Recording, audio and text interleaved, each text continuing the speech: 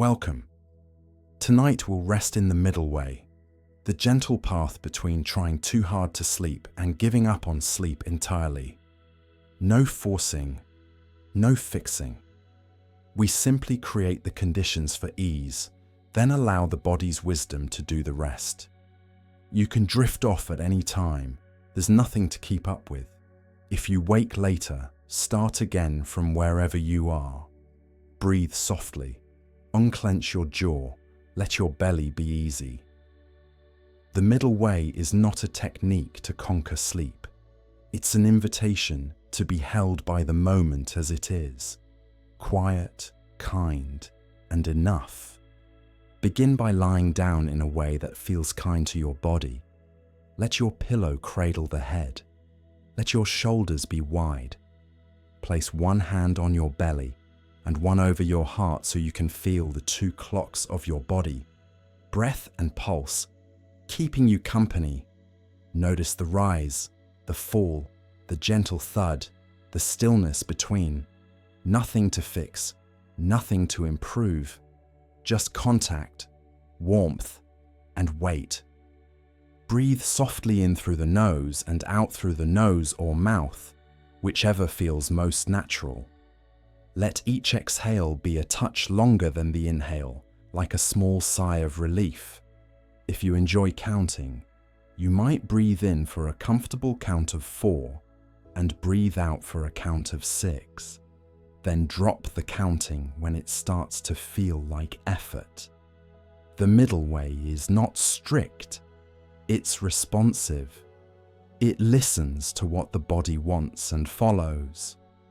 Feel the bed supporting you, utterly reliable. Notice the exact points of contact, the back of the head, the shoulder blades, the curve of the spine, the weight of the hips, the calves, the heels. With each exhale, imagine the body settle in 1 millimeter deeper, not sinking or disappearing, just being received. The mattress is your ground tonight. You are allowed to be heavy. Soften the small places where tension hides. Unclench your jaw. Let the tongue rest broad and loose on the floor of the mouth. Let the lips meet gently, as if you're holding a kind secret. Smooth the space between your eyebrows. Let the eyes settle back in their sockets. Invite a half smile, not to be cheerful, but to tell the nervous system, we're safe. Safety is the beginning of sleep. Bring attention to the breath at the nostrils. Notice coolness on the in-breath, warmth on the out-breath. Feel how the breath moves the hand on your belly, the hand over your heart. Perhaps the belly hand rises like a calm tide, and the heart hand listens. If attention wanders, that's not a mistake. It's the nature of attention. The practice is simply to notice you've wandered and return, kindly, the way you'd guide a child back to the path without scolding. Beginning again is the way. As you breathe, you might quietly whisper inwardly, nothing to force, nothing to resist. Say it on an out-breath and feel the body hear it. The middle way is the gentle line between trying too hard and giving up. You don't have to wrestle sleep to the ground. You don't have to abandon yourself either. You participate with care and let go with trust. Breath in, receive. Breath out, release. Let the exhale do the muscle work of letting go. On each exhale, choose a small region to soften. Forehead, eyes, jaw, throat, shoulders, belly, pelvic floor, thighs, calves, feet. No need for a perfect sequence, just simple attention. Feel, soften, allow. If you meet a patch of tightness, don't push on it. Surround it with warmth, like placing your hands around a cup of tea. Tightness loosens by being included. Thoughts will appear. That's what minds do.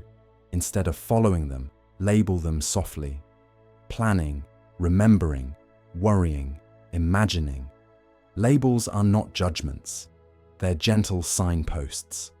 Once labeled, let the thought drift away on the next exhale, like a leaf carried by a slow stream. The stream knows where to go. You are the stream and the leaf. You don't have to choose. If a restless energy arises, an urge to check the time, to assess progress, acknowledge it, measuring, then return to what is simple and knowable: breath, body, weight, warmth. Clocks will keep time without your help. Your only task is to be here, now, in this moment that asks nothing of you. Notice the subtle pause at the end of each exhale. Don't hold the breath there. Just feel the small quiet that naturally appears. There is a still place under everything. The hum of enough, let the body recognize it. You are not creating quiet. You are letting quiet become obvious. If breath feels shallow, let it be shallow.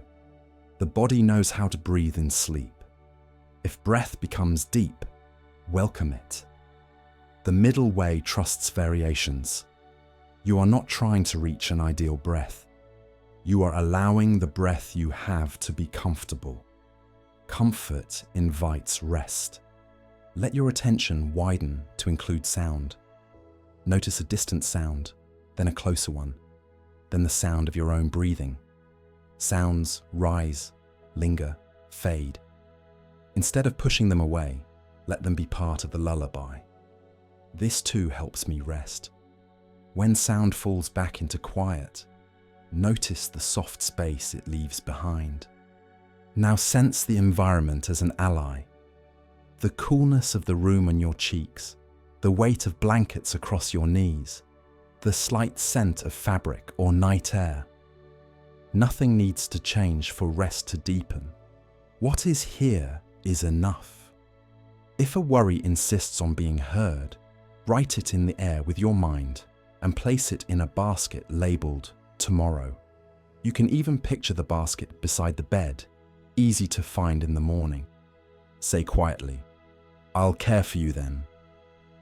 For now, I rest." You are not ignoring life. You are acknowledging that care also means stopping. Let attention return to the belly hand. Feel the slow, rhythmic expansion. Imagine inhaling ease and exhaling permission. Ease in, permission out. With each cycle, say inwardly, "Here." On the inhale, you arrive. Now. On the exhale, you release. Here, now, here, now. These two words are a soft doorway into sleep. If you like, gently lengthen the exhale a little more, just enough to feel like a warm breeze leaving the body. Longer exhales cue the parasympathetic system, the rest and digest response. But even this is optional. The simplest breath is often the most restorative. Do a tiny inventory of comfort. Could the shoulders drop 2%? Could the lower back be happier with a pillow under the knees? Could the hands rest in a place that feels more natural? Make only the adjustments that feel like kindness. Then be still, not rigidly, but the way a lake is still, capable of ripples, yet content. Notice the weight of your bones, the architecture that holds you without effort. Skull, spine, ribs, pelvis, long bones of the legs, bones like quiet pillars. The muscles can let go into that structure. You are held from within and without. If images help, imagine you're lying on a shore where the water is very shallow. Each inhale is a small wave touching your ankles. Each exhale is the water receding, leaving you more grounded on warm sand. The waves keep arriving whether you notice them or not. All you do is allow. Let the mind know that it can fall asleep at any moment. There is nothing to keep up with. If you drift, you drift. If you stay awake a little longer, you stay awake kindly. Either way, you are resting. Rest is the practice. Sleep is the side effect. Return to the phrase whenever you like. Nothing to force, nothing to resist. Let it sink with breath, word by word on the outbreath, until the words blur into a feeling of ease. If the phrase stops helping, let it go. If it helps again later, welcome it back. Flexibility is wisdom. Bring attention to the back body, the vast surface meeting the bed. Feel how much of you is supported, shoulder blades, ribs, hips. Imagine that support flowing upward through the front body like warmth. You don't have to hold yourself up. The furniture of the night holds you. If you notice subtle fidgeting, give it a few breaths of space. Sometimes the body frees small pockets of energy before settling. Let them unwind without commentary. The settling comes on its own schedule, the way evening becomes night. Sense the heartbeat under your top hand. It has worked all day without your supervision and will keep working while you sleep. Let that be proof that you don't have to manage everything. Something larger is taking care of you. Biology, breath, gravity, night. Trust the ordinary miracles. Let the edges of the body soften, as if your outline is less drawn and more gently smudged. Awareness can be wide and soft, like a dim room where you can still find your way. Thoughts float through, breath keeps you company. The bed remembers your shape. Now, if you wish, count 10 breaths to invite even more simplicity. Inhale 1, exhale 1, inhale 2, exhale 2, up to 10, and start again at 1.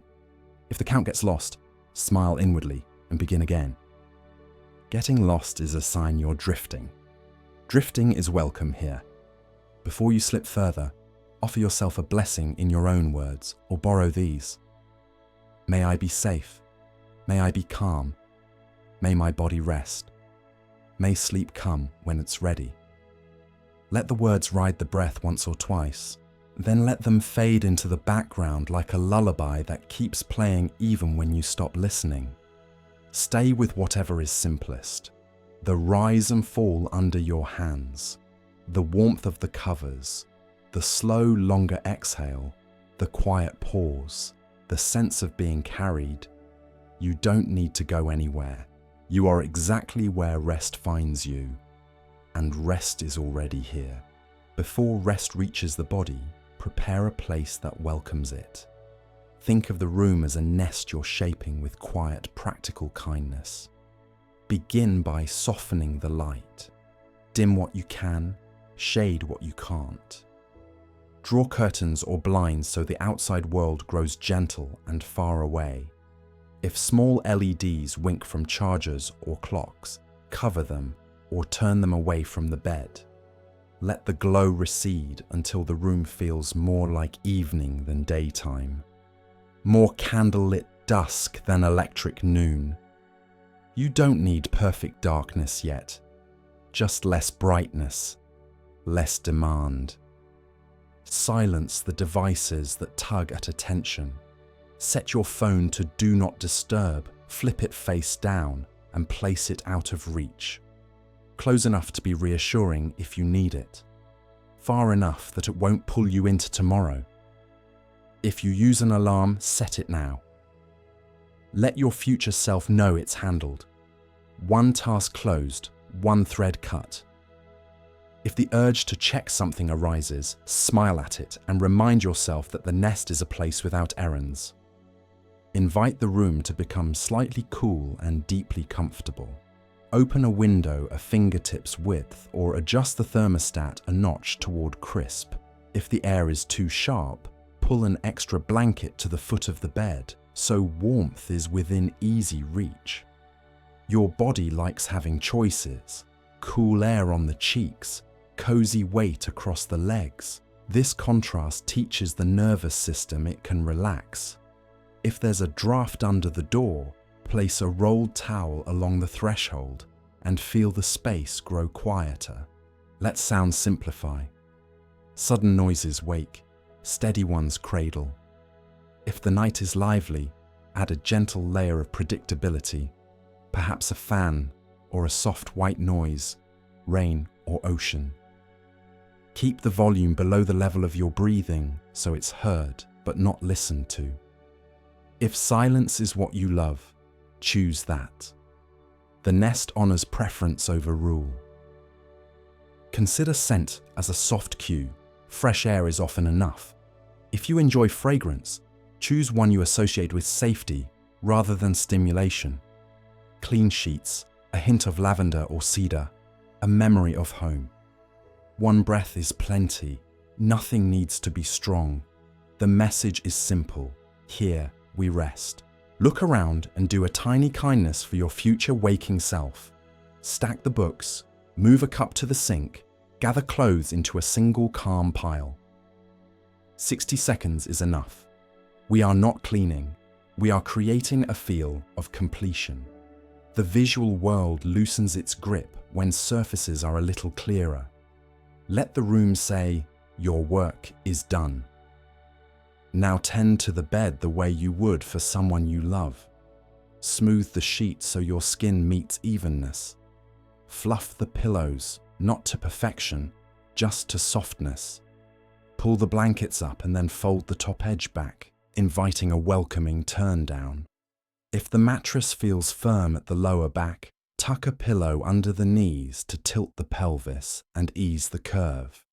If you sleep on your side, slip a pillow between the knees so hips and low back rest in alignment.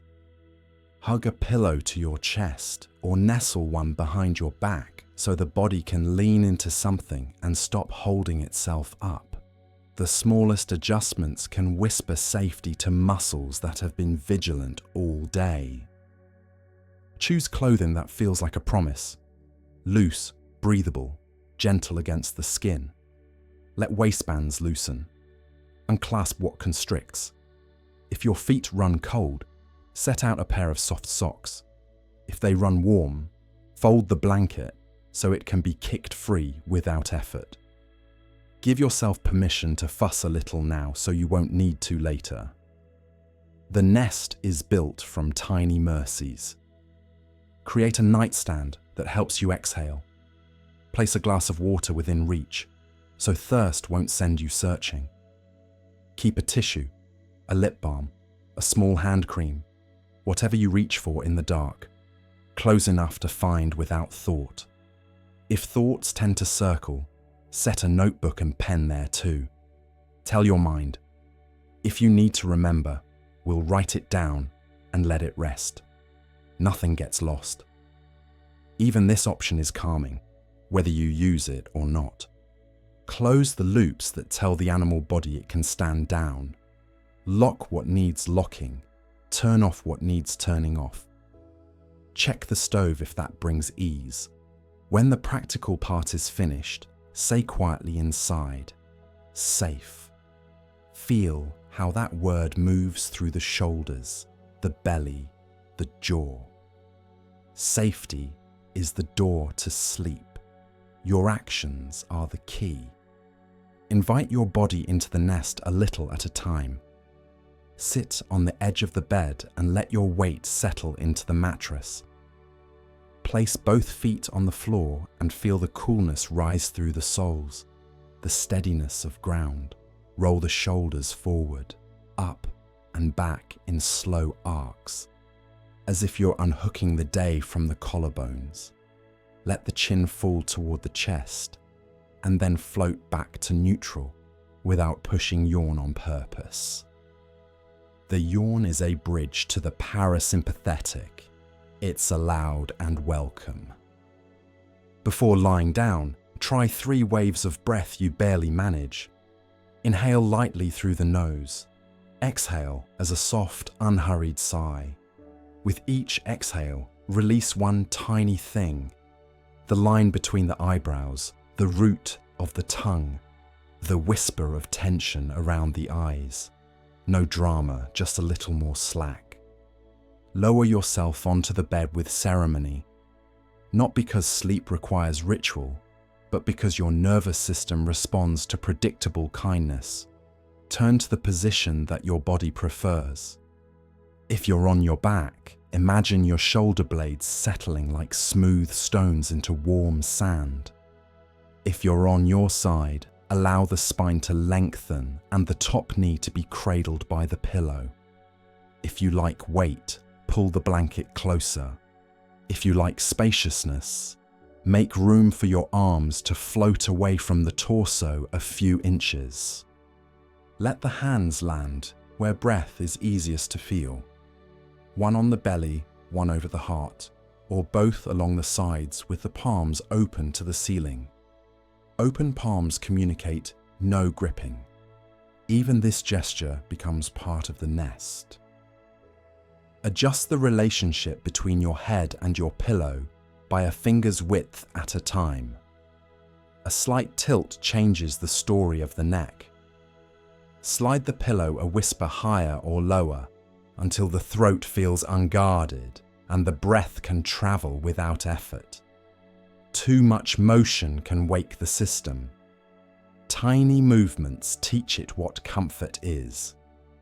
If you enjoy warmth, place a gentle heat pack across the feet or the lower belly.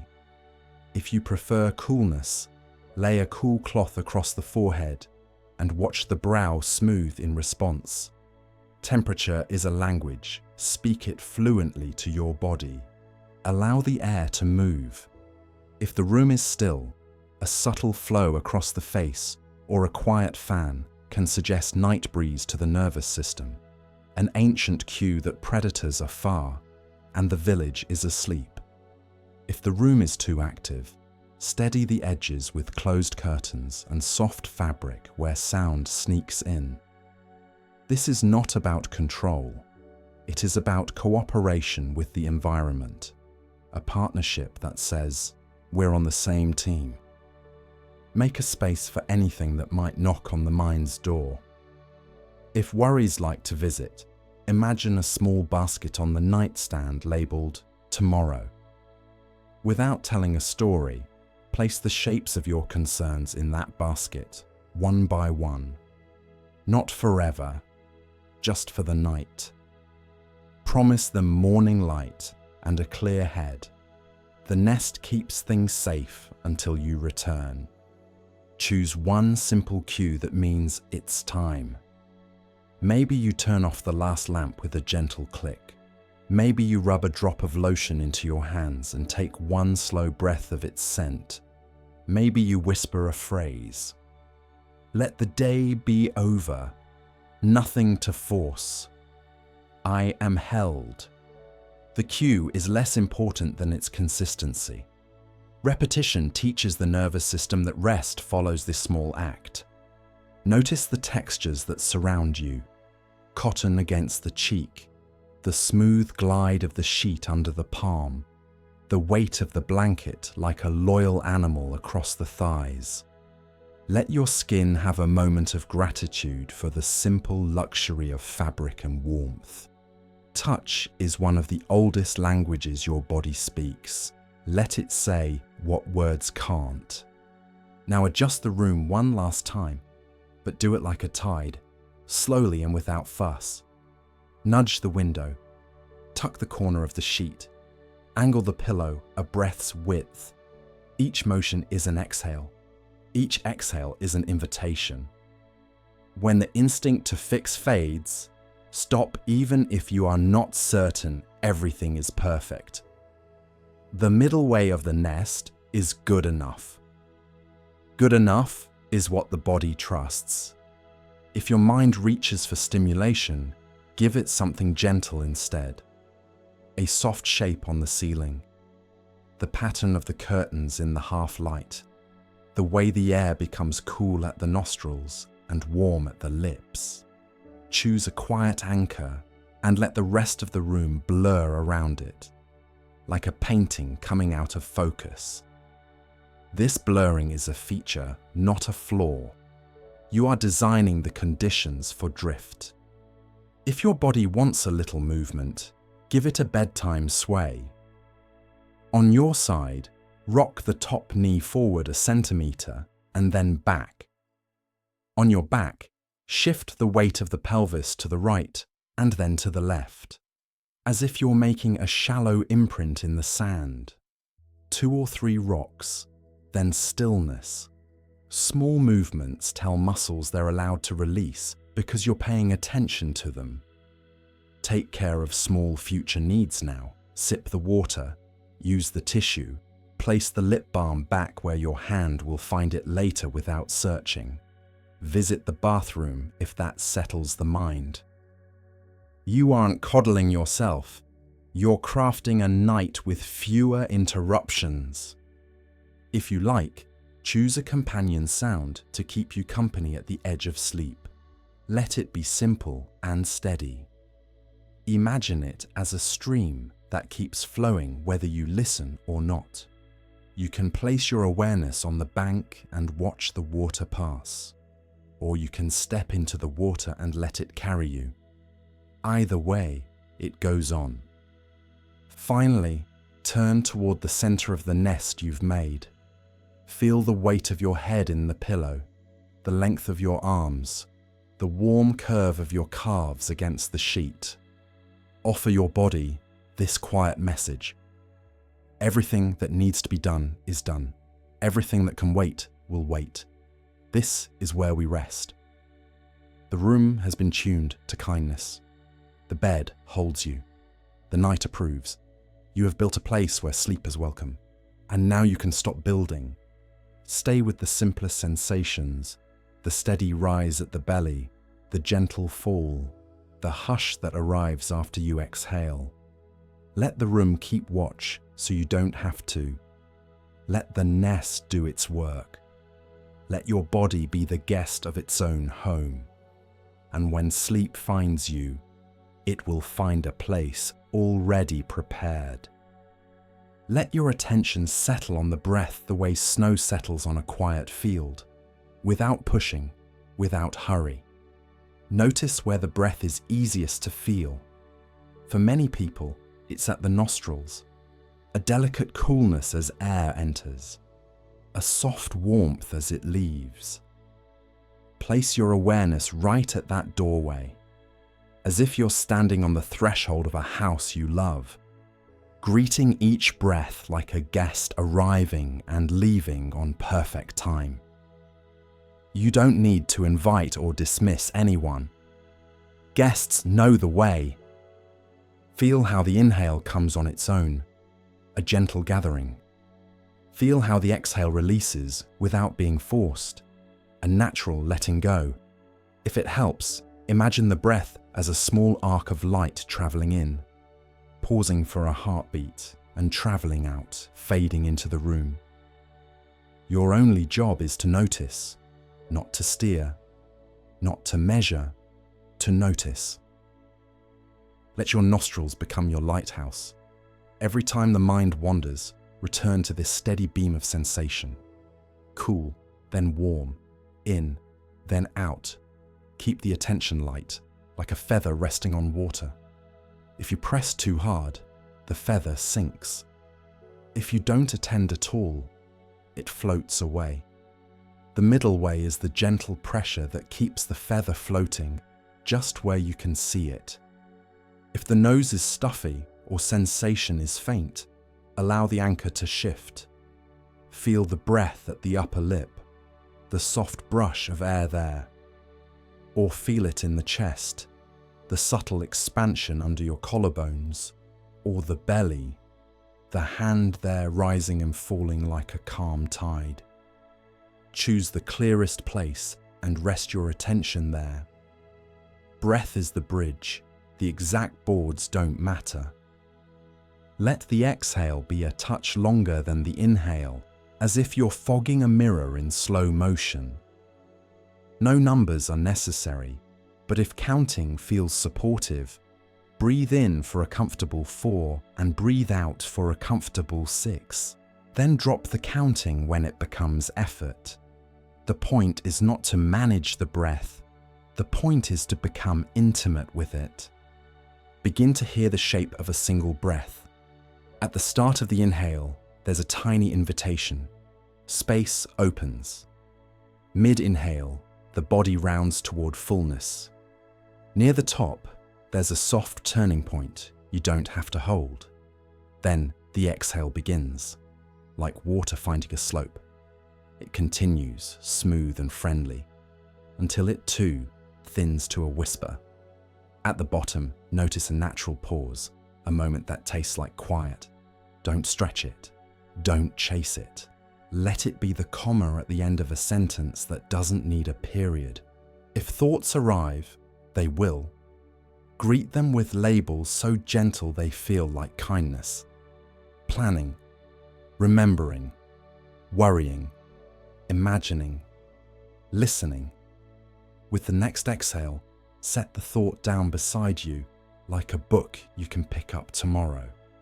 Return to the breath's touch at the nostrils or wherever you've chosen, without commentary. Returning is not a failure. Returning is the practice, the bridge rebuilt in a heartbeat. Widen your awareness just a little. Feel how the breath connects distant places in you. Nostrils to throat, throat to chest, chest to belly, belly to pelvis, and then down the legs to the soles of your feet. On the exhale, feel that path in reverse, as if the breath were smoothing a ribbon through the body. You don't need to sense it perfectly. Even the suggestion teaches the nervous system that everything inside you is speaking one language tonight. Let your jaw be easy and your tongue broad. A soft jaw is a soft breath. Allow the shoulders to drop a few degrees toward gravity.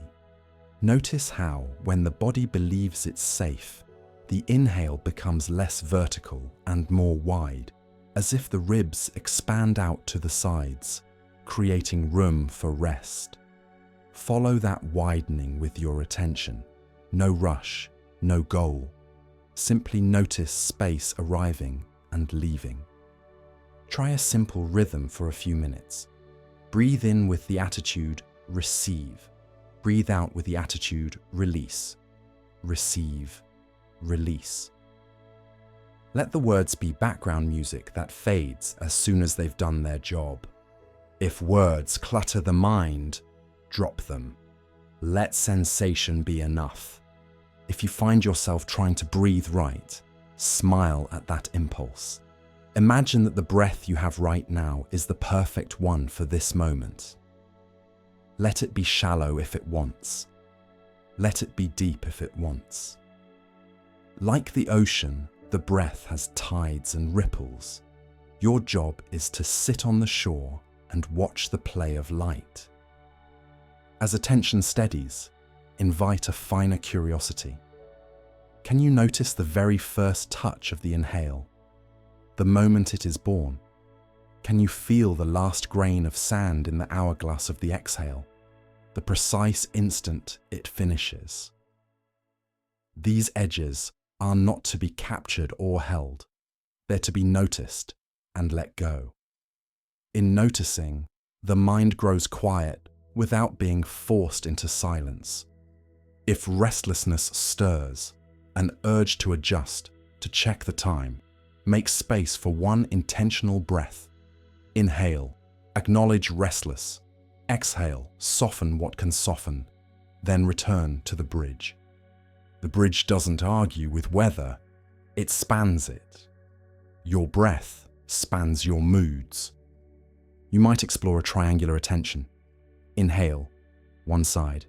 Exhale, second side. Pause, third side. Keep the triangle soft and uneven, like something traced in sand. If the pause is barely there, that's fine. If it stretches on its own, let it. The triangle is not a box to trap the breath. It's a shape that helps the mind rest in rhythm. Feel how the breath travels not only through the body, but between you and the room. With each exhale, you share something warm with the world. With each inhale, the world shares something cool with you. This exchange is ancient and effortless. Let it give you a sense of belonging like waves trading places with the shore. Imagine the breath as a small lantern you carry in darkness. Wherever the lantern rests, nostrils, chest, belly, there is light enough to see. If your attention walks away down a path of thought, notice that the lantern comes with you. The breath hasn't left. Turn gently and set the lantern back on the doorway of your nose or the rise of your belly. The path will still be there tomorrow. Tonight, you sit with the light. If you enjoy imagery, picture an actual bridge, simple wood, steady, spanning a calm stream. On one bank is the body, on the other is the mind. With each breath, a quiet footstep moves across, body to mind on the inhale, mind to body on the exhale, meeting in the middle, waving hello, crossing back.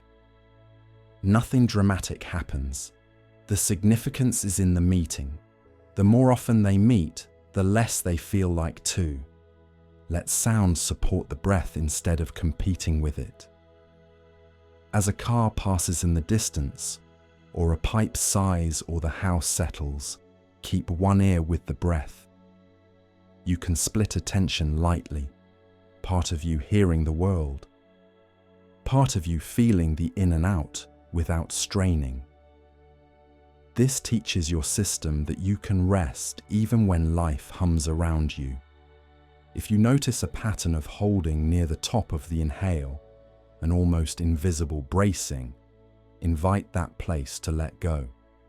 Sometimes saying soft to the throat, soft to the solar plexus, soft to the belly right as the exhale begins helps. Let the exhale be like warm water poured over a tight fist. The fist doesn't open because it's pride. It opens because it's comfortable. Try a few breaths where you imagine inhaling through the soles of the feet and exhaling through the crown of the head. Then reverse it. Inhale at the crown, exhale through the feet. It's not anatomically literal. It's attention practice. You are teaching your mind to travel the length of you slowly, to care about your whole body at once. If counting supports you, play lightly. Inhale 1, exhale 1, inhale 2, exhale 2, up to 10, then back to 1. If you lose the count, that's a sign of softening, not a mistake. Smile inwardly and begin again at 1. If counting tightens the mind, drop it and return to raw sensation, the brush of air, the rise and fall. When a worry insists, make room for it on the inhale. Okay, I see you. And let it ride out on the exhale. And now you can go. Worries are less sticky when they're acknowledged and given a path to leave. The breath is that path. Let your awareness become wide and soft, like a lantern with frosted glass. The breath is still the warm center, but the edges of your attention blur. You sense the whole body breathing, as if every cell participates a little. This is not something you make happen. It's something you allow when you're not micromanaging. From time to time, check in with 3 quiet questions. What is the breath doing? Where is it easiest to feel? Is there anything I can relax by 2%? Answer without words if you can. Just adjustments so small they feel like sighs. Then return to the bridge. Notice how gradually the breath slows when it's left alone, like a child who stops fidgeting when they know they're safe. The pauses become rounder, the exhales a touch longer, the inhales soft and complete. Trust this intelligence. Your body has rehearsed sleep since before you knew the word for it. If sleep doesn't arrive yet, let the breath be enough. Resting with the breath is already a full night's generosity toward yourself. If sleep does arrive, let the breath carry you across the border without fanfare. There's nothing to finish, nothing to perfect. You are being breathed. The bridge holds. Imagine that your day has pockets, and in those pockets, you've carried small stones, conversations, errands, decisions, glances, headlines, the thing you said perfectly, the thing you wish you'd said better one by one. Tip the pockets out. Feel the tiny weight of each stone as it leaves your body's keeping. You don't throw them away. You set them down beside the bed in a neat little pile called tomorrow. Hear the soft sound of release in your imagination, like pebbles meeting a wooden bowl. The body understands sounds. It understands the end of carrying. Take a gentle inventory, not a reckoning, just noticing. What is still circling? A message unanswered, a chore you couldn't finish, a question without an answer yet. Name each one softly, as if you were introducing a friend. Email to Maya. Drip in the sink. That odd feeling from the meeting. Naming is a way of putting handles on objects so you can set them down after each name, breathe out a little longer, and place it in the bowl. If something feels too big for a bowl, imagine a basket, a drawer, a shelf, anything that says, kept and safe and not for right now. Let your mind show you the desk you keep inside. On it is a small card with 3 lines. On the first line, write, in your head or on paper, I did. List 1, 2, 3 things, no matter how humble I answered a message. I fed myself. I cared about someone. On the second line, I learned. Perhaps a fact, perhaps a feeling, perhaps nothing more than, I need more water to feel well.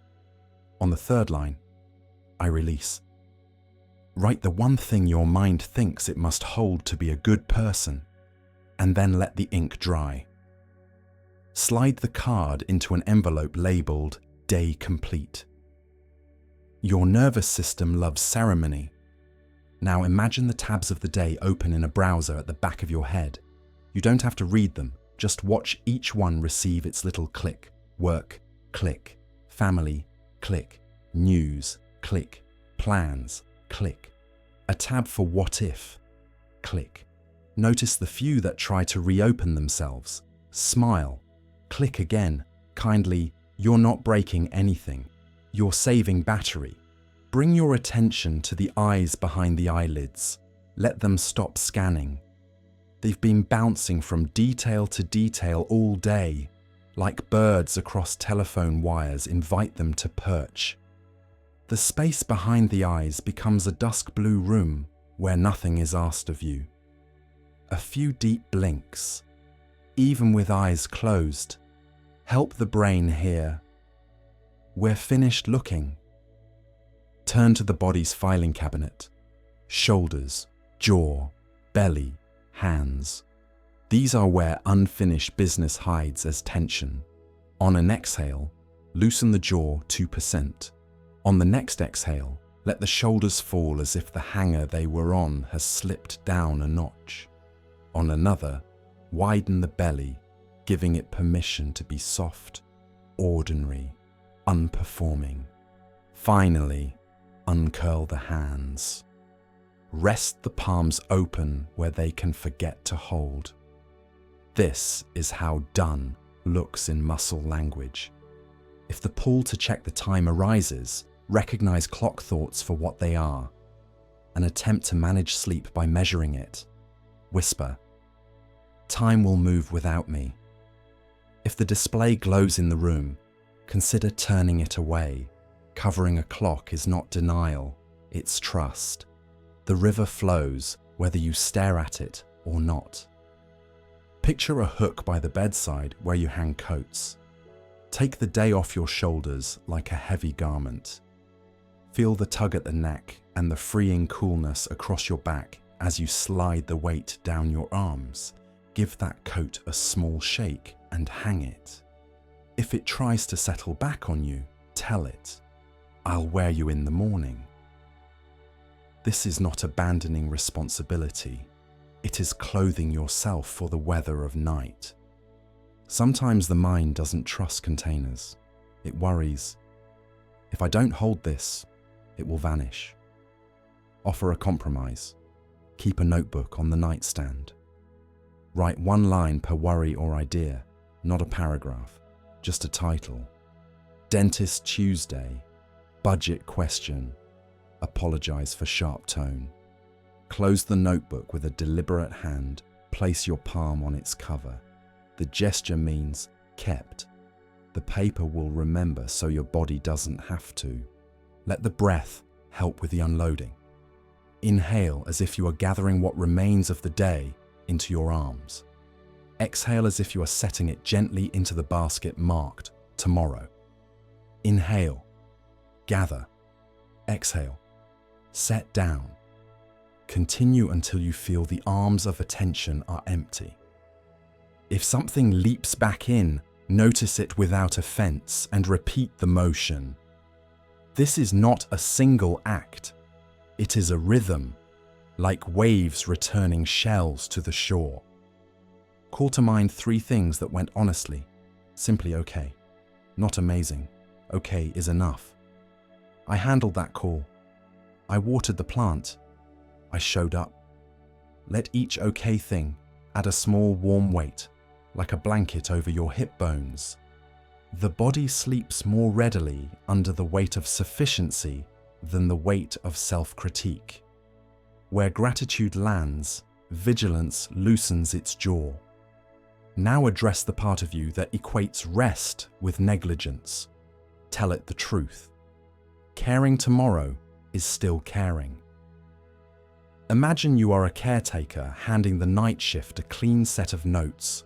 The night crew, the systems that repair muscles, balance hormones, prune memories, cannot start while you keep the keys in your hand. Pass them along.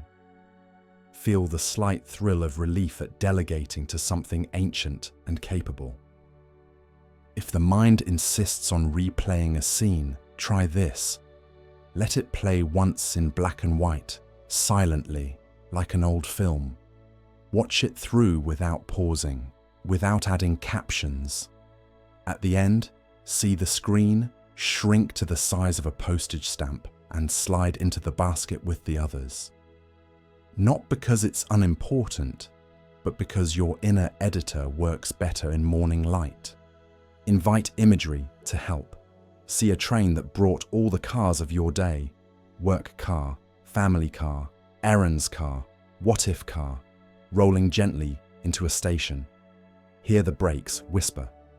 One by one, the couplings release with soft clicks.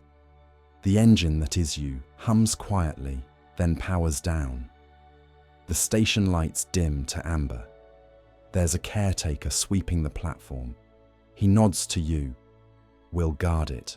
See you at dawn. Give yourself the boundary phrase that closes the office of your mind. Choose something you can believe. For now, I choose rest. I will meet this in the morning. Enough for today.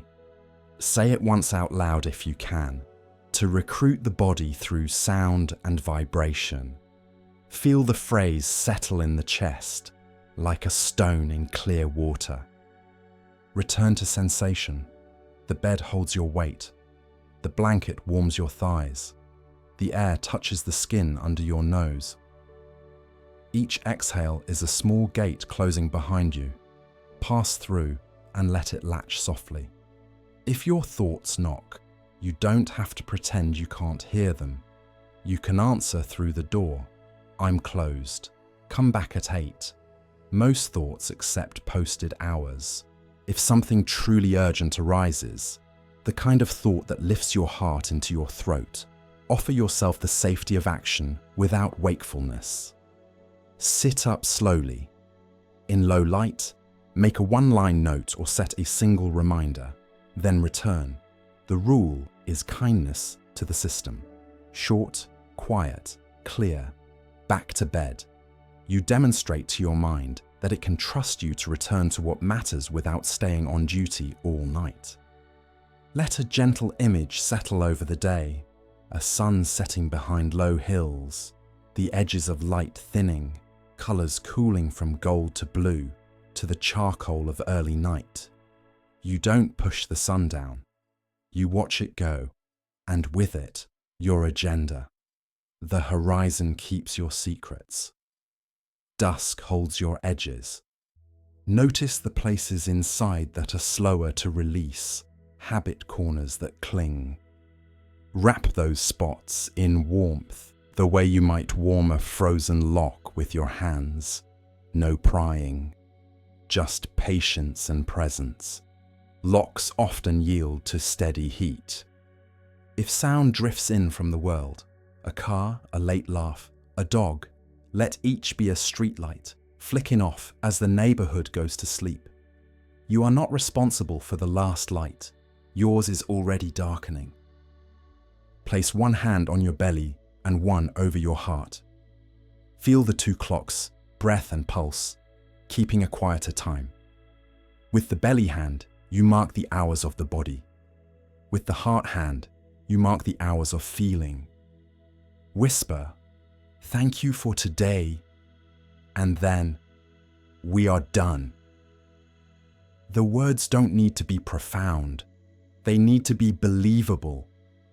If you wake later, repeat a shortened ritual. Touch the notebook if thoughts gather. Hang the coat of whatever happened since you fell asleep. Close 2 or 3 tabs. Take one breath labeled gather, one breath labeled set down, and return to the place where the bed recognizes your shape. The skill is not in never picking things up. It's in remembering how to put them down. At the threshold of sleep, let the basket of tomorrow sit within reach but out of sight. You know where it is. That's enough. Trust the simple genius of the sentence. The day is over. Feel it in your jaw, your shoulders, your belly, your hands. The day is over. The day is over. And because it is, your body knows what to do next. Non-striving begins with a simple shift. You stop trying to make anything happen and start allowing what is already happening to be enough. This isn't quitting. It's intelligent cooperation. It's the moment the river realizes it moves more surely by flowing than by pushing. Right now, give yourself permission to do less. Not as a tactic to win sleep, but as a kindness to the body that's carried you all day. Let the breath arrive without you calling it. Notice how it shows up anyway, with or without your help. Feel the inhale come as a quiet gift and the exhale leave as a quiet release. Rather than lengthening or counting, try an even lighter touch. Be breathed. If ease appears, let it. If the breath is small, let it. If it swells and then fades, let it. The art of non-striving is the art of letting let be a complete instruction. If an old habit starts managing, adjusting the breath, checking the clock, rehearsing tomorrow, smile at it the way you would smile at a diligent assistant who forgot that office hours are over. Whisper, "Thank you, not now." Non-striving doesn't fight with effort. It gently sets it down where it can rest too. Trade the sentence, "I must sleep, for I am resting now." Feel the difference inside your chest. One sentence tightens, the other softens. If you like, let that softer sentence ride the exhale a few times until it begins to do its quiet work in the background. When it's done, let even the sentence go. Notice the micro ways you strive without meaning to. The forehead leaning forward as if to catch sleep before it lands. The eyes bracing behind closed lids. The tongue pressing against the teeth. On each exhale, release one of these tiny efforts by 2%. No more, The body trusts small, friendly changes. 2% is the language of nervous systems. Non-striving means you can let thoughts be thoughts. You don't have to hold them still. When a thought arises, give it a soft one-word label: planning, remembering, worrying, solving, and let it continue on its own conveyor belt, moving away from you at the pace of your exhale. If it returns, label it again without exasperation. Your job is not to clear the mind. Your job is to stop wrestling with it. Let attention perch on simple anchors that don't ask for performance: the weight of your heels, the warmth under your palms, the quiet pause after the breath leaves. These anchors don't need you to do anything. They are already there, already steady. Touch them lightly, as if you're resting a hand on a railing in the dark. If you feel the urge to fix your state, try this tiny experiment. For 2 breaths, deliberately do nothing. Not do nothing so that sleep comes, but do nothing because nothing is required. Notice any part of you that protests. But what if? Let the exhale answer on your behalf. The exhale has good answers. You may feel moments of drowsiness crest and then recede. Instead of chasing them, let them pass through. Think of drowsiness like a shy animal. It approaches when the forest is quiet. It leaves when it hears pursuit. Your stillness is the invitation. Your non-pursuit is the welcome. If wakefulness stays, give it a gentle seat beside you. Awake is allowed. Paradoxically, permission reduces the friction that keeps wakefulness in place. The nervous system begins to hear, there is no emergency.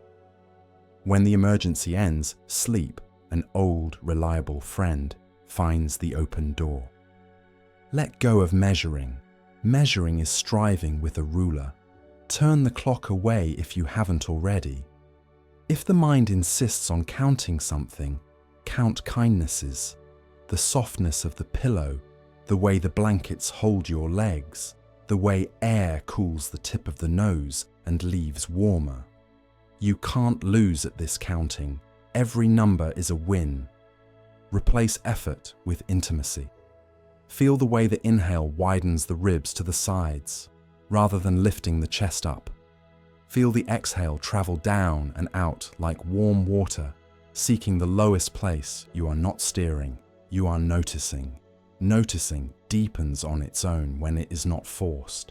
If you catch yourself trying to relax, that's still trying. Shift from relax to allow. Relax sounds like a command. Allow sounds like an invitation. Try a few simple phrases that tilt the system toward allowing. Soft belly, loose jaw, heavy shoulders.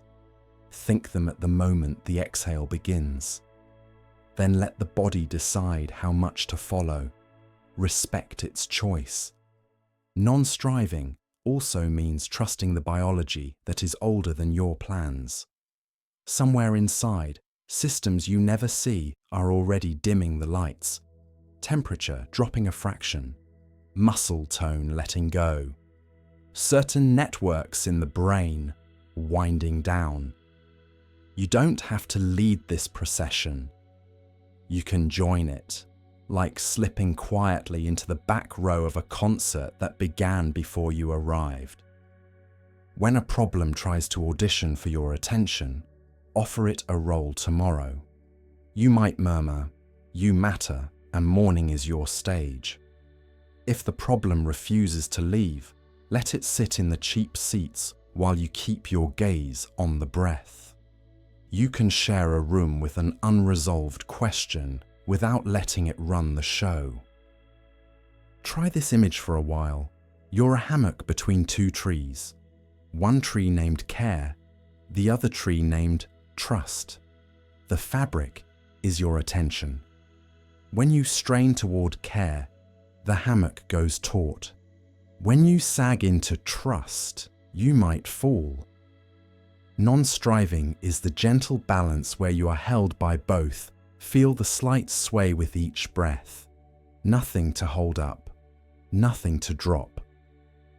If you notice a background hum of doing, see if you can let gravity do the doing. Gravity is a faithful worker. It lowers the shoulders, settles the hips, pulls the thoughts handwork back to gravity. Your only role is to not take it away again. From time to time, you may feel impatience. Why am I not asleep yet? Greet it as weather. Impatience. Let it move through. Give it one longer, quieter exhale, the way you'd give a guest a warm coat as they head out the door. You don't have to discuss it. Make room for a compassionate check-in. Is there anything I'm clenching because I think I must? Scan forehead, eyes, jaw, tongue, throat, chest, belly, pelvic floor, hands, feet. Release one place by a breath's width. That's enough. Striving often hides in small grips. Non-striving loosens them with small mercies. If you like, let the breath become a lullaby without words. Hear its rhythm. In, out, in, out. Allow your attention to drift a little, the way a boat loosens from the dock but doesn't leave the harbour. Drifting is not a mistake here. It is the wisdom of a system that knows how to dim the lights on its own. Should alertness spike, roll gently to a side that feels friendly. Tuck a pillow where your body wants contact. This is not a tactic, it's hospitality. Non-striving is physical too. You honor what makes relaxing likely, then you stop negotiating. You might offer yourself a kind boundary. Nothing needs my signature tonight. Feel how that sentence unclenches the inner hand that signs for every package of the day. Without that signature, the delivery truck drives on. The porch is quiet again. Let the edges of your attention turn soft, as if your senses have taken their shoes off. You still hear, but you don't go to the sound. You still feel, but you don't catalogue. You still think, but you don't enlist. You are present the way a lake is present, reflective, undisturbed by the small wings that skim its surface. If you wake later, remember that non-striving travels well. Touch the breath once, feel the weight once, release one small grip, and let the night be incomplete. You are not starting over. You are continuing a conversation that doesn't require clever replies. Finally, let success be redefined so broadly you cannot miss it. If you are breathing, you are participating. If you are lying down, you are resting. If you are kind, you are healing. Sleep is the side effect of these truths aligning. You don't make side effects happen. You create the conditions and let them arise. Do less, allow more. Let the body do what bodies do when no one is hurrying them. And if you drift now, drift. If you don't, you are still exactly where rest can find you. Unforced, unworried, enough. Settle into a position that asks the least of you. If it helps, place one hand on your belly and the other wherever feels natural, over your heart, by your side, or gently cupping a pillow. Let the breath be easy. We'll travel slowly, with 3 simple words at each stop. Feel, soften, allow. If you drift off anywhere along the way, let that be the practice completing itself. Begin at the very top of your head. Sense the crown, noticing temperature, tingling, or simple neutrality. Feel. Soften the scalp, as if the skin can loosen around each hair. Allow gravity to do the rest. Move down to the forehead. Sense the space where worry gathers. Let the skin across the brow spread gently toward the temples. Smooth the tiny muscles that knit the brows together. Feel, soften, allow. Let attention rest on the eyes behind closed lids. Notice their weight in the sockets, the micro flickers that mean you're alive and human. Invite the eyes to settle back and down, like stones in a quiet pond. Soften the muscles around the eyes, the outer corners, under eye, and the bridge of the nose. Let the light behind your lids dim a shade. Feel, soften, allow. Slide awareness to the temples and ears. Sense any faint pulse, the delicate hinge of attention that turns towards sound. Let the ears receive rather than reach. Sounds can come and go without requiring you to follow. Soften the tiny muscles around the ears. Feel, soften, allow. Touch the skin of the cheeks from the inside. Sinuses, high cheekbones, the gentle hollows. Give them permission to be wide and unguarded. Let the nose be simple. Cool air on the in-breath, warmer air on the out-breath. If there's stuffiness, include it kindly. Feel, soften, allow. Bring your attention to the mouth. Unclench the jaw by 2%, then 2% more. Let the hinges slacken. Separate the teeth slightly if it helps, and rest the tongue broad and heavy on the floor of the mouth. The tip touching the back of the lower front teeth, or resting wherever it likes. Smooth the lips so they meet softly, like a door just touching its frame. Feel, soften, allow. Sense the line from the back of the head to the base of the skull. Let the weight of the head pour into the pillow, as though the pillow were a shoreline and your head a small, warm stone. Release any subtle urge to hold the head up from within. Feel, soften, allow. Move to the neck, front, sides, and back. Imagine space between the vertebrae. Invite the throat to open, not to swallow, not to speak, just open. If you notice any bracing when you breathe in, let the exhale pour warm ease through the throat. Feel, soften, allow. Let attention spread across the collarbones, that quiet shelf where breath becomes visible. Widen across the chest just a little, like curtains opening a fraction to let night air in. Include the upper back, trapezius, the slopes from neck to shoulder. Let them melt toward the mattress. Feel, soften, allow. Arrive at the shoulders. They have carried much today. Sense their weight, front and back, inside and out. On the next exhale, give each shoulder permission to drop one notch closer to the bed, as if the hangers they rest on just loosened. Feel, soften, allow. Flow down the upper arms, biceps and triceps, warm, heavy, supported. To the elbows, let the joint be unambitious, neither bent with effort, nor forced straight. Down the forearms, noticing any places that like to stay ready. Invite ready to become resting. Feel, soften, allow. Bring your awareness to the wrists. Let them be slack. Then to the hands, palms, backs of hands, the tender webbing between fingers. Imagine the palms warming and growing weighty, as if tiny sandbags rest inside them. Let the fingers uncurl by themselves. Thumb, index, middle, ring, little, one by one. Let each finger know it can stop holding. Feel, soften, allow. Return to the chest. Sense the gentle movement of the ribs, front, sides, and back.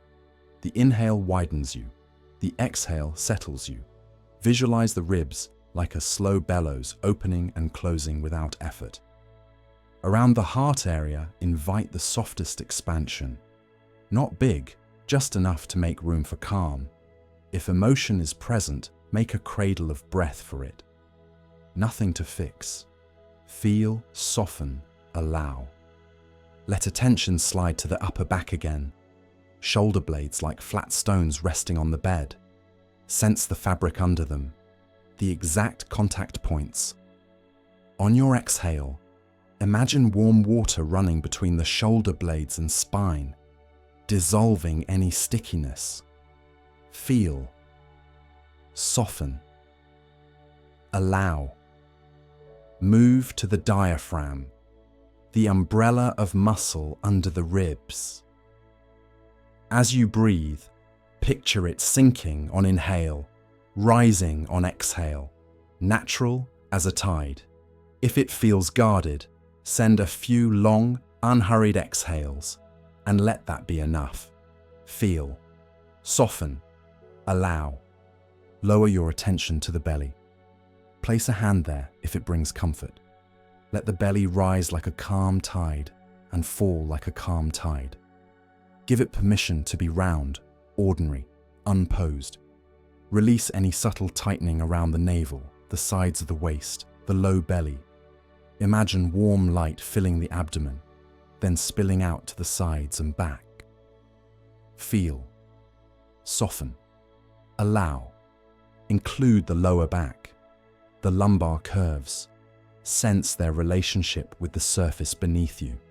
If it would help, imagine the mattress rising to meet them, supporting even the spaces that don't quite touch. Let the muscles that run alongside the spine, erectors, dim their alertness. Feel, soften, allow. Bring attention to the pelvis, the bowl that holds so much of our day. Sense the weight of the sacrum at the base of the spine, wide and flat.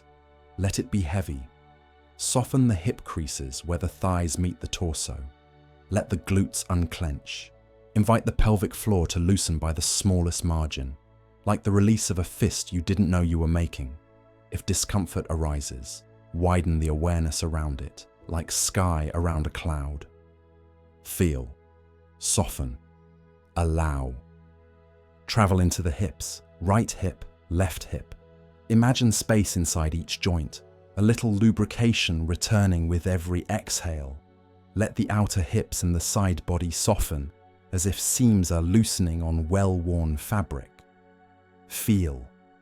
Soften. Allow. Move down the thighs. Front of the thighs, quadriceps. Let them drop their armor. Back of the thighs, hamstrings. Already close to gravity, sink a fraction more inner thighs. Adductors, allowed to be slack.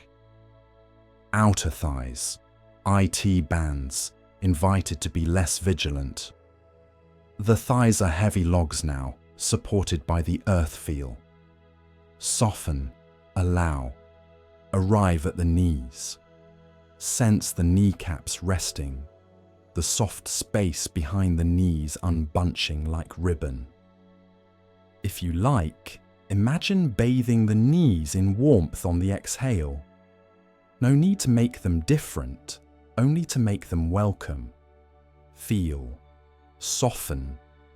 Allow. Down the calves. Let the calves pour toward the heels, as if the muscles were warm honey. The shins, often ignored, are included. Let the skin over bone be easy. Ankles next, small hinges that can finally go off duty. Feel. Soften. Allow. Move into the feet, the heels settled, the arches resting, the tops of the feet smoothing. Notice any residual readiness in the toes. Invite them to release one at a time.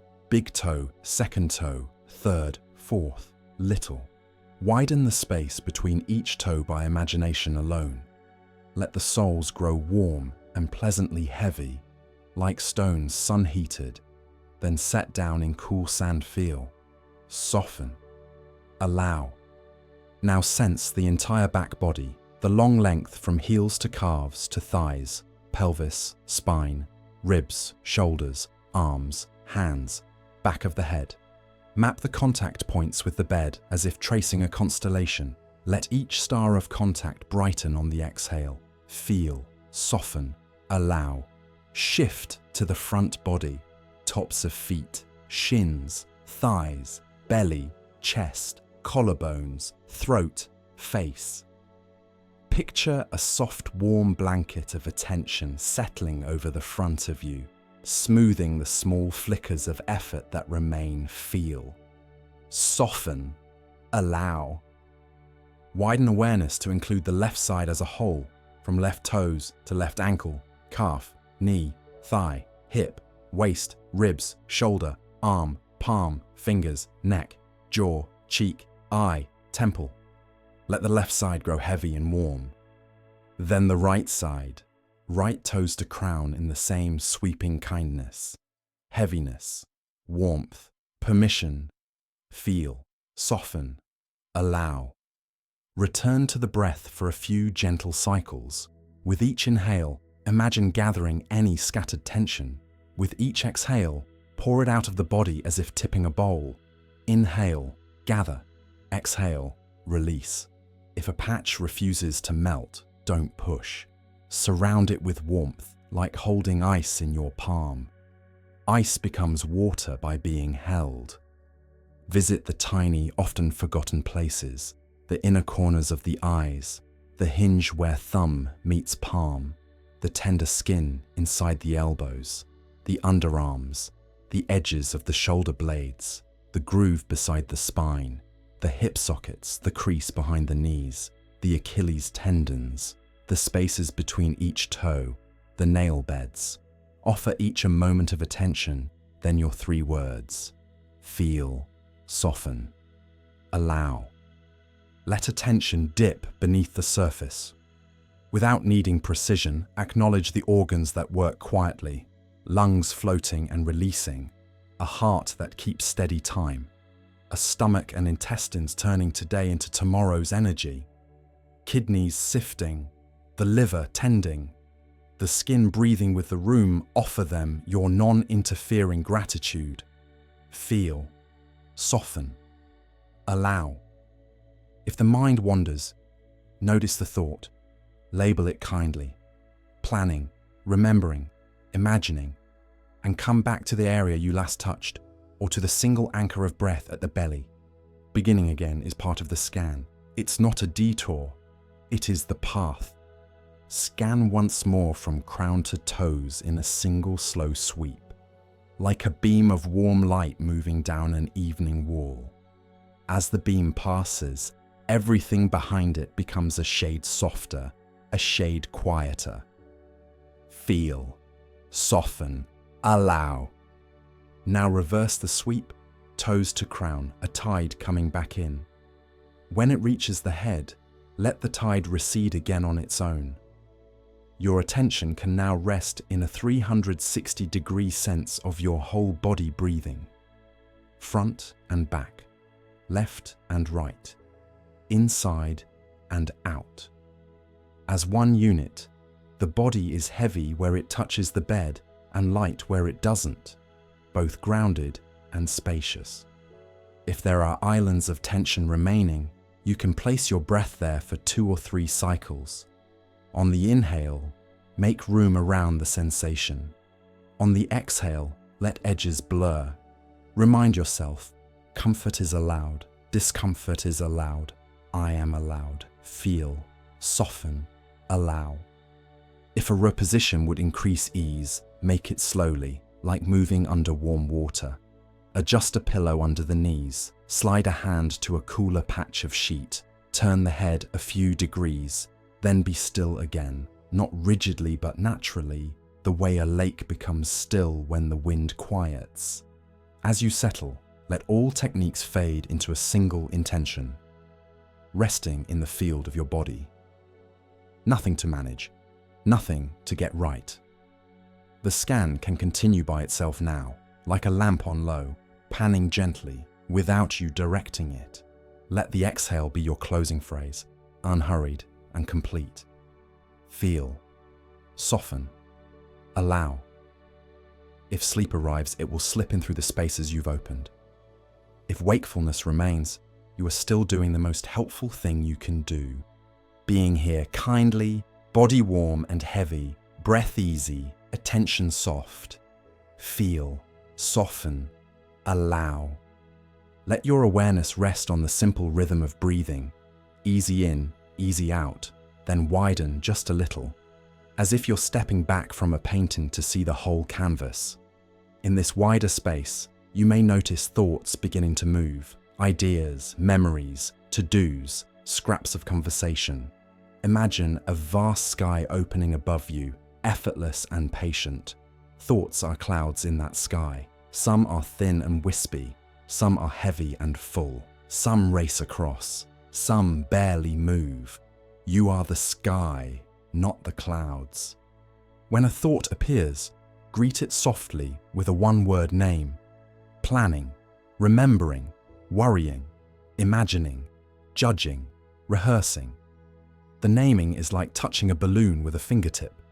Just enough contact to know what it is, not enough to push. After the name, let the next exhale be a small wind that carries the cloud along. No argument, no chase. The wind knows its business. Notice the mind's habit of climbing into clouds, as if each one were a vehicle that must be boarded. You don't have to climb in tonight. Let thoughts arrive at the station and continue on without you. Watch how they come with a beginning, a middle, and, if you don't hold them, a natural end. Even the sticky ones have edges. If a cloud seems glued in place, don't wrestle it. Widen the sky. Feel the weight of your body where it meets the bed. Heels, calves, hips, shoulders, the back of the head. Sense the breath at the nostrils. Cool arriving, warm leaving. Keep the cloud in view, but let it occupy less of the horizon. In a bigger sky, even a large cloud is just weather. Sometimes the weather changes quickly. Thoughts like passing sparrows, a flicker and gone. Sometimes the weather lingers, low grey that hums with unfinished business. When you notice you're inside the grey, label the moment clouded and place a hand on the belly or the heart. Feel the body's steadiness beneath the weather. The sky remains sky even when you can't see blue. Let the pace of labeling be unhurried. It's not a game of whack-a-mole, it's a lullaby. Planning. Exhale. Remembering. Exhale. Judging. Exhale. If a stream of thoughts pours through faster than you can name, gather them into one basket. Thinking. Exhale. The basket is enough. Sometimes there will be a thought that feels like an alarm. Did I lock the door? What if tomorrow goes wrong? If it is actionable and simple, write a single line in a bedside notebook, then return. If it is not for now, let it perch on the word tomorrow and watch the perch drift toward the horizon on your breath. The act of placement soothes the system that's trying to keep you safe. Invite curiosity about the texture of a thought. Does it come as pictures or words? Is it loud or whispering? Does it carry a sensation in the body? A flutter in the chest? A small grip in the jaws? A knot in the belly? When you feel the body echo, send one longer, softer exhale into that place. You're not fixing, you're accompanying. Clouds move more easily when the ground wind is gentle. If you notice the mind rehearsing conversations, let them play once silently, in black and white, like an old film with no subtitles. When the reel ends, imagine the screen shrinking to a postage stamp and drifting to the edge of the sky. You can watch another showing in daylight if needed. Night is for closing the theatre. There may be helpful thoughts tonight. Quiet ones that say, "You did enough. It's okay to rest. You can start again in the morning." Let these pass through too, but allow them to leave a warm echo. Kindness, when it speaks, trains the weather. Try the lightest structure. 3 breaths for a cloud. Breath 1, noticing. Breath 2, naming. Breath 3, letting. On the third exhale, feel the tiny release at the base of the skull, the slackening across the brow, the softening low in the belly. If the cloud remains, repeat the 3 breaths. If it goes, stay with the after quiet. If thoughts circle the same track, picture a gentle switch on the rails, turning the train to a siding labeled later. You don't smash the train, you change the track by a hand's width. The breath is the hand that moves the switch. Slow, sure, enough. Remember that some clouds are bright. Excitement, creativity, sudden solutions. You don't need to banish them. Thank them and give them a place to wait. I'm glad you're here. Morning is better. Place them in the same wide sky. The ability to set aside good weather is as soothing as setting aside storms. If the mind asks, "Am I doing this right?" let that be another cloud. Evaluating. Exhale. If it says, "This cloud is too big," label commentary. Exhale. The meta thoughts get the same kind, brief treatment. You are not debugging the sky. You are watching weather pass. Bring attention back often to the feel of breathing at the nostrils or the rise of the belly. Let the breath be your horizon line, steady, reliable, while clouds drift above. Every return to breath is a soft returning home. Beginning again counts as success. Explore the edges of silence between thoughts. After a cloud drifts, there's a pocket of blue, a gap that you don't have to fill. Feel that gap.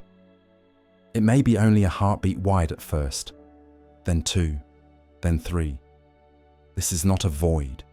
It's a place the nervous system recognizes as safety.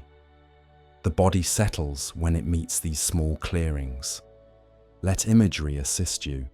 Perhaps you're lying in a meadow looking up. Perhaps you're seated on a high cliff watching weather roll across a valley. Perhaps you are the sky itself, uncontained. Choose the image that requires the least effort to maintain. If imagery fades, let it fade. Cloud watching works without pictures. When sound arises, a car, a pipe, the house shifting, let it be wind in the high branches. It may move clouds, but you don't have to track it. Keep your seat in the meadow. Keep your head on the pillow. The world can turn without you turning with it. Greet the persistent voices with the gentlest boundaries. The perfectionist cloud says, "You should have done more." Name it. Exhale. Offer a sentence on the next out-breath. Good enough for tonight. The anxious cloud says, "What if?" Name it. Exhale. Offer, "We will meet what comes when it comes." The critic says, "You're not doing this right." Name it. Exhale. Offer, "Kindness counts more than performance." Boundaries can be lullabies. If you feel pulled into a storm, rumination, speed, tight loops, lower your attention from the head to the body. Feel the weight of your thighs, the warm press of the blanket, the contact of the tongue broad on the floor of the mouth. The body is the ground that storms pass over. Ground doesn't chase clouds. You can practice touch and return. Touch the thought, 1 second, and return to breath, 3 seconds. Touch, return. Touch, return. The ratio matters less than the gentleness. Over time, the intervals of return lengthen on their own, like daylight stretching in spring. Include the emotions that ride within certain clouds. If sadness is there, give it a dry place to sit. If irritation is there, give it a little shade. You don't have to solve them. Weather contains temperature and moisture. Minds contain feeling. Let both be present without commentary, and notice how the body keeps breathing anyway. There is an old friendliness in this practice.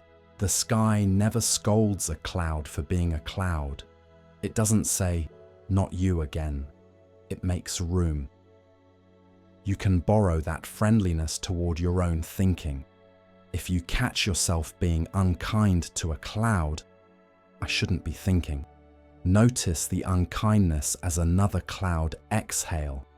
The cycle can end gently at any point. Try the softest counting if it helps. 1 cloud, 1 breath, 2 clouds, 2 breaths, 3 clouds, 3 breaths, then back to 1. If the numbers tangle, drop them, return to raw sensation, cool in, warm out, like fingertips on a familiar fabric. As the minutes pass, the sky often clears not because you forced it, but because you stopped feeding the storm. Watch for the moment when the space between clouds is larger than the clouds themselves. Let the attention widen to that space. Rest there in the roomy blue that needs nothing from you.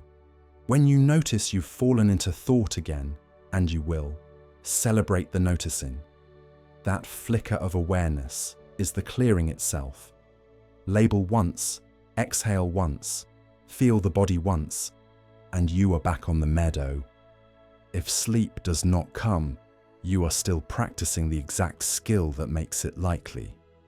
Reducing friction, allowing weather, staying with the rhythm of breath. If sleep does come, let the last thing you feel be the sensation of a cloud dissolving at the edge of a long, quiet horizon. Before drifting, whisper a final promise to the busy mind. All clouds welcome, all clouds passing. Let the words ride the breath and then fade, leaving only sky, only breath, only the gentle weight of your body being held. The night knows the rest.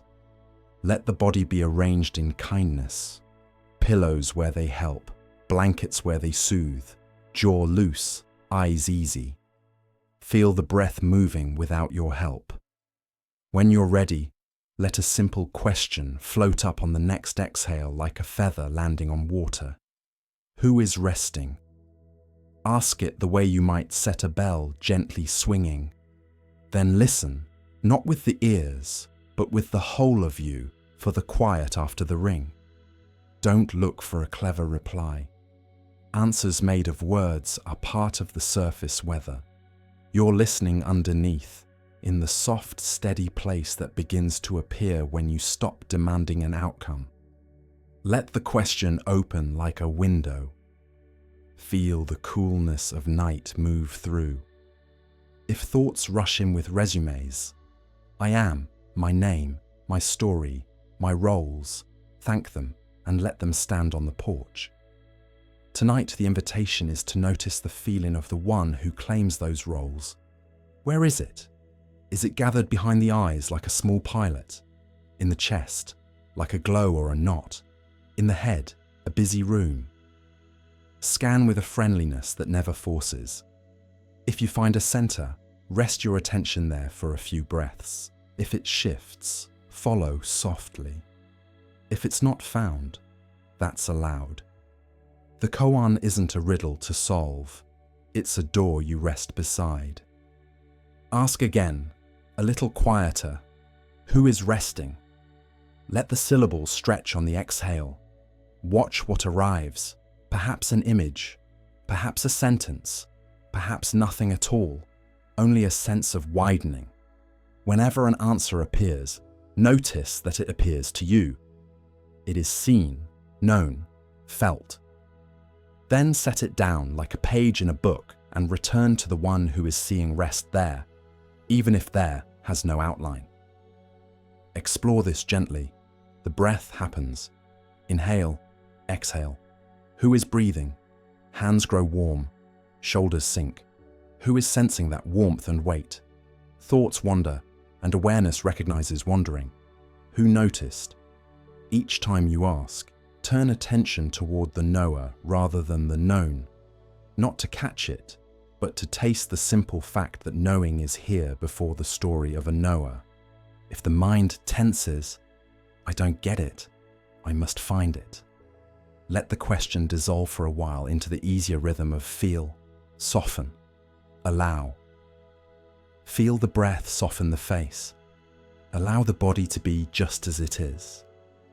When the system is quiet again, let the question reappear like a friendly candle relit. Who is resting? Try asking in 3 parts across a single breath. On the inhale, who, in the faint pause, is.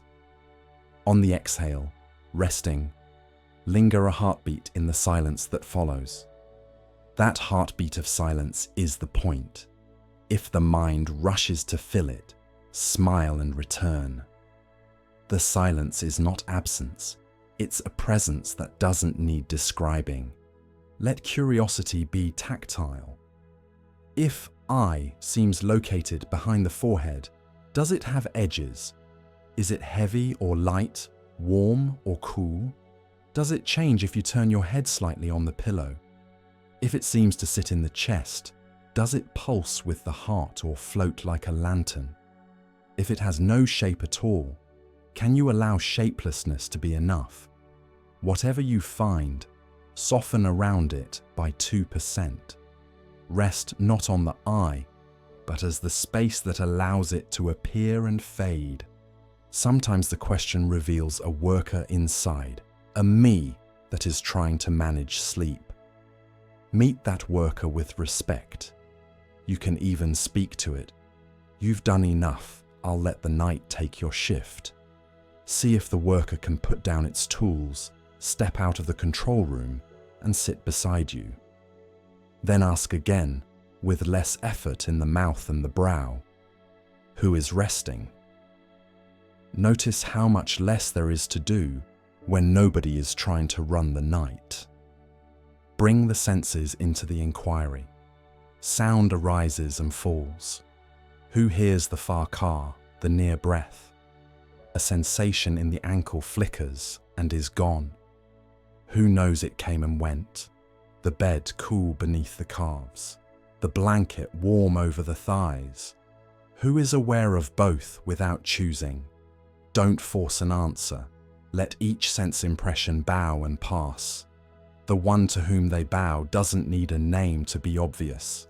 If emotions come, tenderness, worry, a quick wave of sadness, make a wider room. Let the feeling sit as a guest. In that wider room, ask softly, who is resting, even while this feeling moves? Not who is separate from it, but who includes it without drowning. You may notice that the question itself loosens the grip. The feeling becomes one more cloud crossing a sky that hasn't changed. Try this image, a clear pond at dusk. Thoughts are ripples on the surface. The body is the pond's banks, steady, cool. The question is, the moon reflected there. When ripples settle, the moon appears without effort. You don't grab the moon, you allow stillness that shows it. Ask, wait, watch. Who is resting? The pond doesn't speak. It reflects. Return to the body often. Feel the anchor points. Back of the head, shoulder blades, pelvis, heels. Let gravity complete each exhale. Ask from that groundedness, who is resting?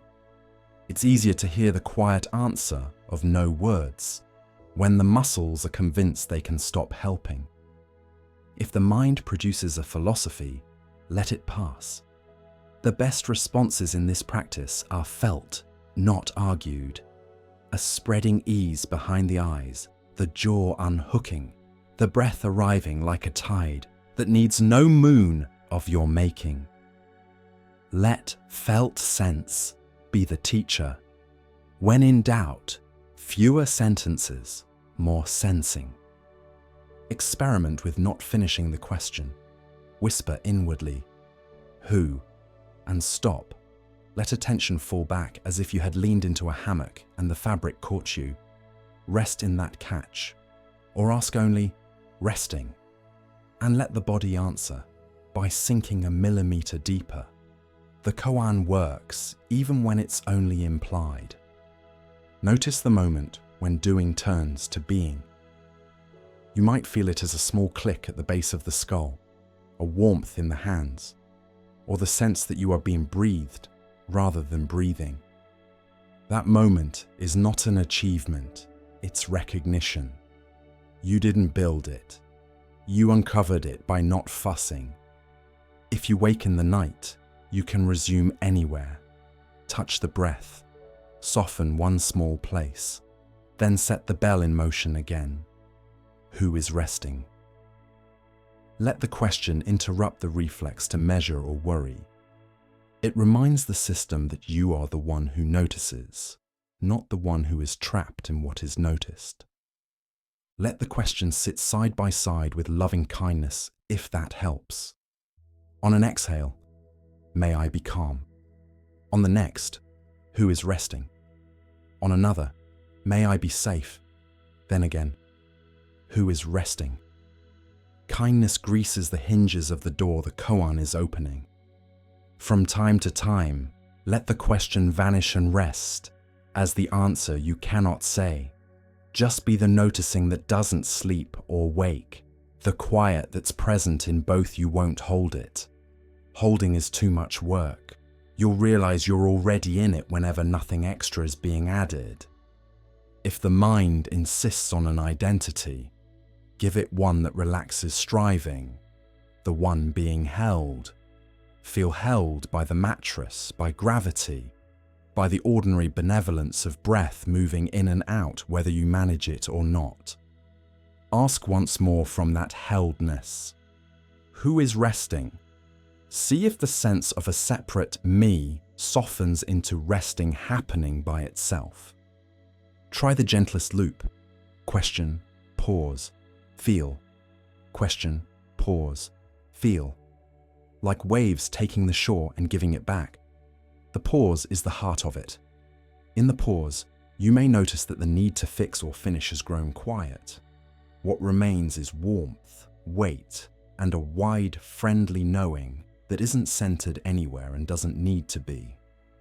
As sleep begins to gather at the edges, let the words shorten until they're only the feeling of inquiry, an openness without target. If phrases still want to move, let them be simple and true. Here, this, enough. Or let the very last thread of language be the quiet echo you started with. Who is resting? And then no words at all, only the body being breathed, the mind being cradled, and the night doing what nights do when nothing is in their way. If you're awake, be awake kindly. Let the sentence settle across your shoulders like a shawl. Awake is okay. There is no test to pass and no clock to race. Night isn't asking you to win anything. It's offering a different kind of rest, the quiet kind that doesn't depend on sleep to begin working. Start where your body is. Loosen the jaw by a small margin. Let the tongue rest broad on the floor of the mouth. Unknit the space between your eyebrows if you like. Turn to your most comforting side and wedge a pillow under the top knee so the low back stops negotiating. Let one hand find the belly, the other land wherever it wants. You're not assembling a perfect pose. You're removing excuses for tension to stay. Give the nervous system a clear message in simple words. You're safe. Say it on a long exhale and feel how the body understands tone more than argument. You don't have to convince yourself with evidence. Safety is a permission slip, not a thesis. Notice the impulse to ask, "Why am I still awake?" and let it pass unfed. Replace the question with a direction you can follow. Soften the belly, lengthen the exhale, allow heaviness. Longer exhales invite the parasympathetic system to take the night shift. They don't demand sleep, they dim the lights.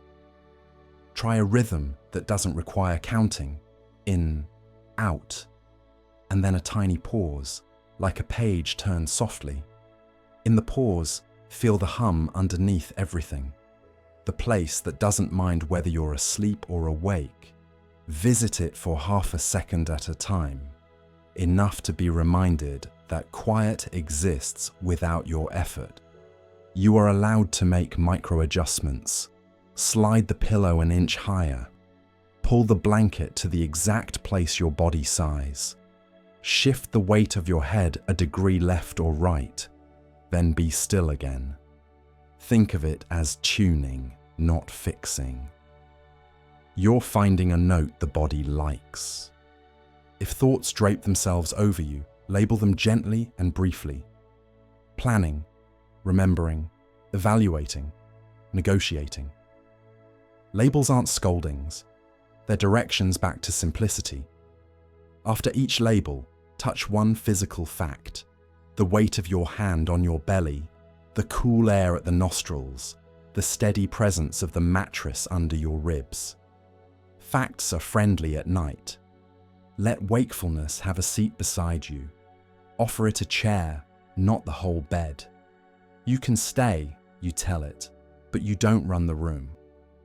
Paradoxically, permission is a solvent. The more welcome wakefulness feels, the less it thrashes. Practice the art of half attention. Keep a small part of awareness with the breath at the nose. Cool in, warm out.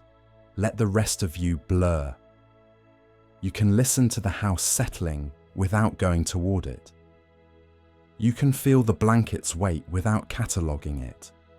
Half attention is the mind's version of dimmer switch. If restlessness builds, give it a channel. Roll your ankles in lazy circles under the covers. Stretch toes away, flex them back, twice. Squeeze the hands once and let them blossom open like slow flowers. Then be still. Movement is a language the body speaks. A short conversation often ends the argument. If you catch yourself bracing, holding the breath near the top, clutching the throat, guarding the belly, make the next exhale a quiet sigh you barely hear. Imagine pouring warm water over a small fist until the fingers release by themselves. You don't pry, you wait with warmth. Make friends with time. Turn the clock away if it glows. Let time be outside the room, like weather in another town. Your job is to be inside the room you're actually in, where one breath follows another at a sustainable pace. If the mind insists on counting something, count instances of kindness. The pillow that remembers your shape, the blanket that keeps the night off your skin, the lungs that keep showing up. This counting cannot fail. Give your attention a soft toy, something harmless to hold. Trace an easy shape on the inside of the breath. Inhale up one side of a triangle. Exhale down the second. Pause across the base. Or count to 5 on the inhale and whisper the word down across the whole exhale without numbers. If the toy falls from your mind's hands, don't pick it up immediately. See what the hands do when they're empty. Often, they simply rest. Invite a practice of awake rest. Tell yourself, I am not required to sleep to rest. Right now, I am resting. Muscles off duty. Breath unhurried. Attention kind. Imagine you're on a quiet train at night. Whether your eyes are closed or open, the train moves. You don't have to drive. You sit by the window, let the dark country pass, and that is enough. If worry insists, give it a job with boundaries. Place a notebook on the nightstand and write one-line titles only. Budget question. Text Sam. Buy light bulbs. Close the notebook deliberately and set your palm on it. The gesture says, kept, then return to the bed, which says, let go. Try a small gratitude that doesn't require enthusiasm. Name 3 ordinary mercies: clean water, a door that locks, a pillow that doesn't ask questions. Let each one add one sandbag of calm to the belly. Gratitude isn't a mood you perform. It's a weight that steadies the raft. If you feel the mind sprint, slow the body, on purpose, but without force. Blink slowly behind the lids. Move the eyes like you're watching a horizon. Left to right, right to left. Twice. Let the shoulders drop a level on the next exhale. The brain listens to posture. You can show it the shape of nothing urgent without a speech. Welcome drowsiness when it visits, and let it leave without chase when it goes. Think of drowsiness as a shy animal that approaches when the forest grows quiet. You don't reach, you don't stare. You soften your edges and make a clearing. If it wanders off, the clearing remains. Turn wakefulness into a kindness practice. Offer phrases that rock you gently. May I be safe. May I be soft. May my body rest. May sleep come when it's ready. If these feel too structured, choose one word and let it ride the exhale. Ease, ease, ease. Words can be warm stones in the pocket, something to touch and put back. Let imagery help if it arrives easily. Imagine lying on a warm shore where a very shallow wave laps at your ankles. Each inhale is the water arriving. Each exhale is the water receding, leaving your legs heavier in clean sand. Or imagine you're in a small boat on a lake at night. The oars stowed, the water friendly. The boat knows how to drift without instruction. If the brain offers brilliant plans or creative flashes, congratulate it quietly and place them on the morning shelf. Imagine that shelf is exactly where you'll see it when you wake. Often, the shelf is more trustworthy than your attempt to hold the thought in your fist all night. Trust builds through repetition.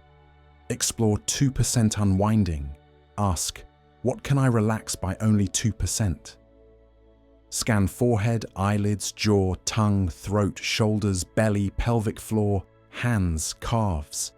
2% is small enough to be believable and big enough to change the conversation inside your body. When 2% stops being felt, try 2% somewhere else. Use the floor of attention, not the ceiling. Floors are the things that stay: gravity, weight, warmth, breath. Ceilings are the stories about tomorrow and yesterday. When you notice you're staring at the ceiling of thought, look down with your inner eyes. What is holding me right now? Name it. The mattress, the blanket, the breath. Then let the naming fade and feel the holding. If alertness spikes, you can sit up for a minute without breaking the spell of rest. Sit on the edge of the bed in low light, take a sip of water, stare softly at a single uninteresting point, and yawn on purpose, even if you have to fake the first one. Then lie back down using slow motion, like returning a cup to a saucer without a sound. Sometimes it's the change of state that resets the system. Let your attention widen to include sound, but don't go to the sound. Hear the faraway car as if from underwater. Hear the nearest sound, the rustle of fabric, your own breath. Like a bell in another room, sounds can play. You don't have to clap for them. Occasional noises become part of a larger lullaby when you let them be unimportant. Try the one-breath contract. Promise yourself you will stay only for this next breath, not 10, just 1. Inhale, exhale, done. If you're still awake, make the contract again for one more breath. This is how you outwit the mind's love of endurance tests. Nobody can't do one breath. Give wakefulness a new name: watchfulness. Imagine you're watching over a small camp. The fire is low, the air is cool. and most of the night takes care of itself. You're not on high alert. You're keeping company. The difference is felt immediately in the muscles around the eyes and the belly. If judgment pipes up, you should be asleep by now. Recognize it as an old ringtone you no longer use. Let it ring once without picking up. The call drops when you don't answer. Later, if it rings again, same thing. One ring, no pickup. Your restraint becomes the new habit. Breathe into the places that still believe they have to hold you together. Think of those places as loyal guards who haven't heard the night order. Whisper it to them on a breath. Stand down. The guard in the jaw steps back. The guard in the diaphragm lowers his shoulders. The guard in the pelvic floor takes a seat. Good guards, all of them. They'll be needed tomorrow. Tonight, they can sleep in the barracks while you rest in the quiet courtyard. Let the body choose smaller and smaller anchors. Start with the whole belly rising and falling. Narrow to the triangle of sensation at the nose. Narrow further to the first cool kiss of air at the rim of one nostril. Sometimes the smaller the anchor, the bigger the piece. If you wake from a dream and feel stirred, use the same approach. Label what remains: startled, sad, confused. Place a hand where it's felt, and add one longer exhale to smooth the edges. Dreams are weather. Weather passes faster when not interrogated. There's a moment most nights when the bed feels like it remembers your shape. That's the sign that your muscles have decided to copy the mattress rather than resist it. Encourage that moment. Imagine your outline blurring, not disappearing, just softening, like chalk in a gentle rain. A soft outline sleeps easier than a hard one. Periodically, say the truth in a short sentence you can believe.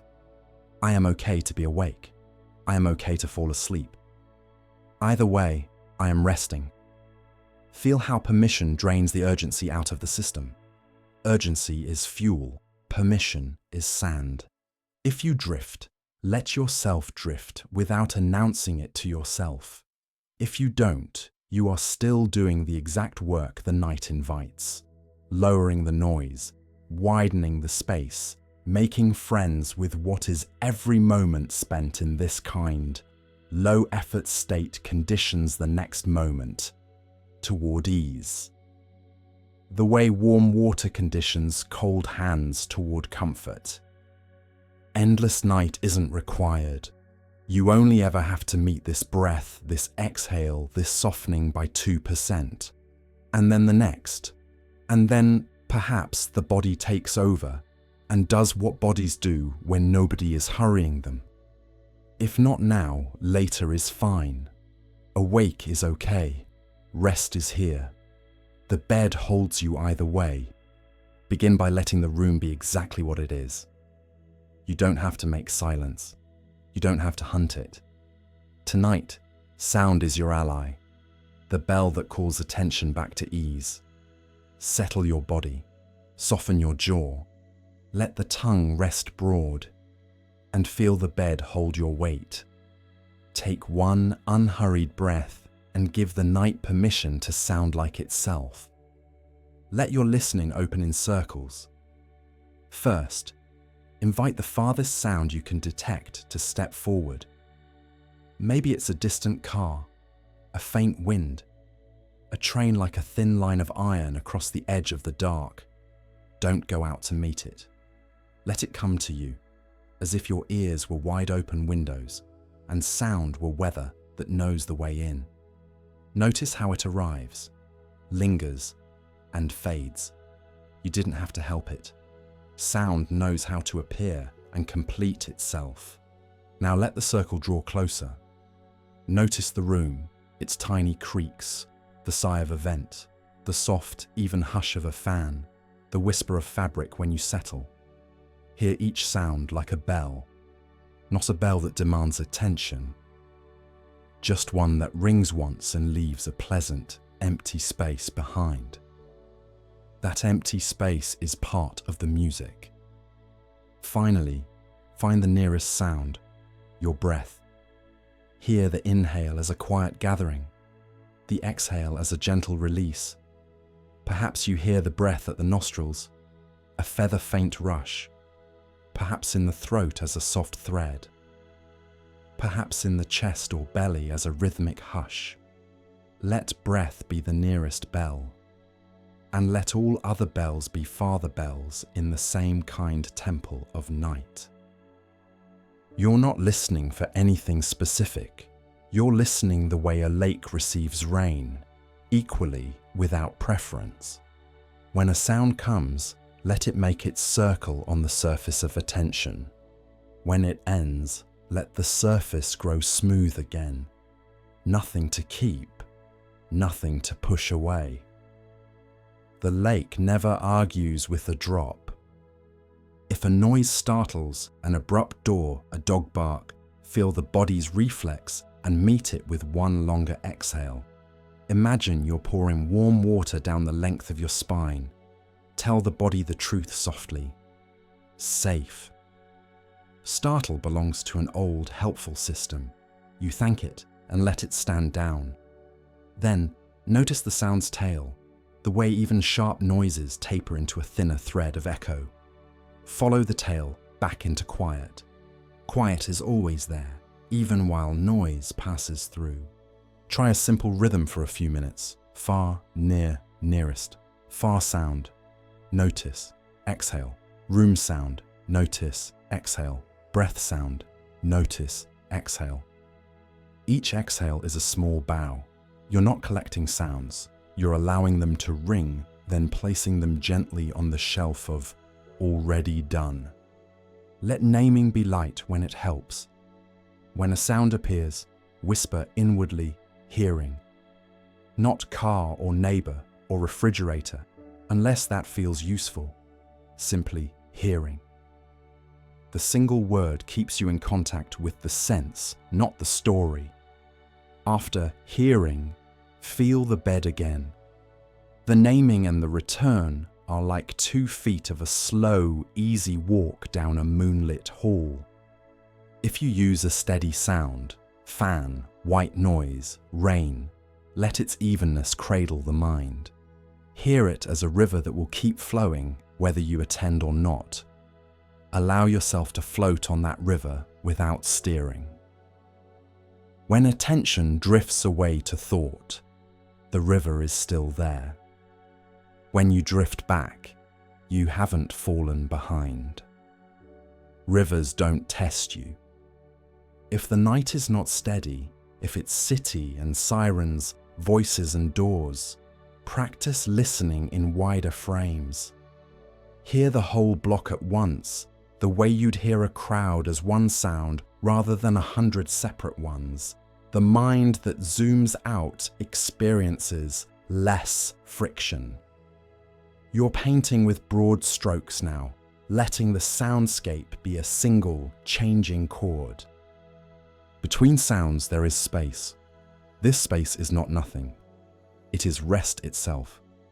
After a sound finishes, wait a heartbeat and feel the way attention lands. Soft, level, unworked. That landing is the body's favorite place.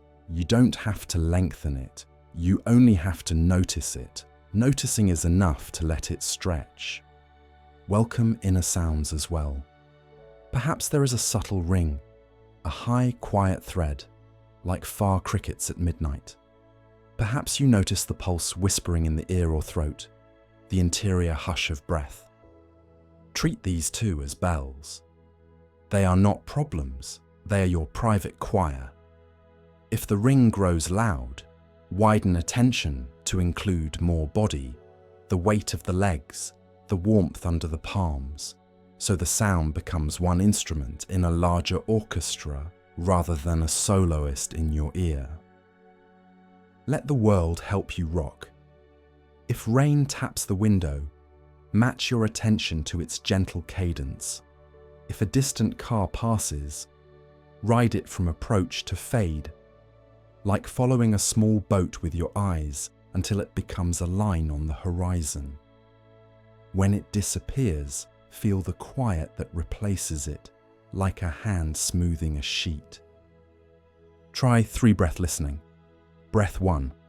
Notice a sound, any sound, and say inwardly, here. Breath 2. Listen to its change or to a new sound and say, now.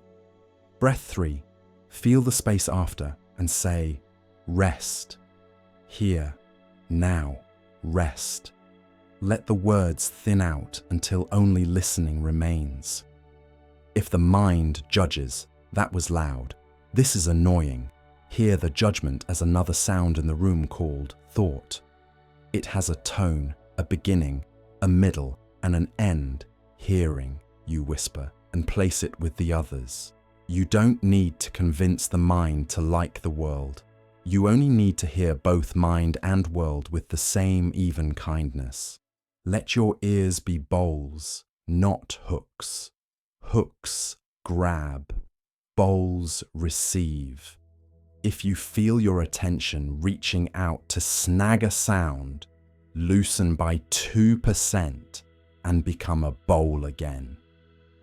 The bowl doesn't work to catch, it simply stays open. Sounds drop in and dissolve. Practice a small kindness toward the part of you that wants perfect quiet. Give it a seat and a warm drink. Tell it that quiet is already present beneath the sounds, the way the sky is present behind clouds.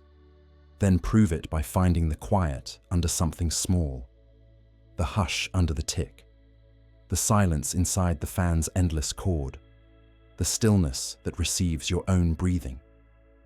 Quiet is the floor, not the ceiling. If a sound repeats, the radiator's sigh, the neighbor's step, let it become a metronome for your exhale. Every time it happens, you soften a small place, jaw, shoulders, belly, hands. Over and over, the sound rings.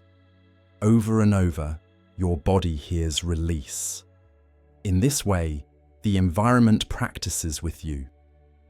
Imagine the room as a nighttime temple. Every sound is a tiny bell. A monk rings once. Some bells are brass, some are wood, some are the shimmer of fabric.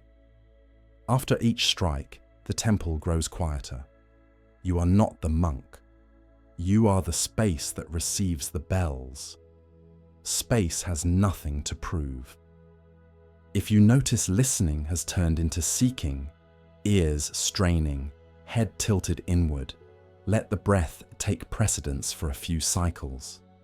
Hear the exhale as a low tide sliding back over sand. Feel the tide rather than scanning the horizon for the next wave. When listening returns, let it return as though you had never left. Let sound escort you around the body. A far sound arrives, your shoulders soften. A near sound stirs, your hands open. The breath sound is felt, your belly loosens. Sound in, softening out. Over time, the body becomes conditioned. Bell equals release, bell equals rest. You're teaching yourself the world can be a lullaby. Visit the easiest place in the sound field.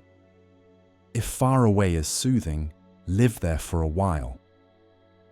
If the fan's steadiness feels like being rocked, live there. If breath is music enough, live there. You don't earn points for difficulty. Ease is the curriculum. When you catch yourself trying to hold on to a quiet moment, as if grasping silence will make it stay, notice the hold and exhale the hand open. Silence stays longer when ungripped. Let it come and go like shade from passing clouds. Neither summon nor store it. Play lightly with direction. Here above, roof, night sky.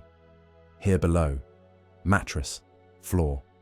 Here left, here right. Here all around. Then stop aiming entirely and let the whole field arrive on its own. This 360-degree listening softens the forehead and the eyes.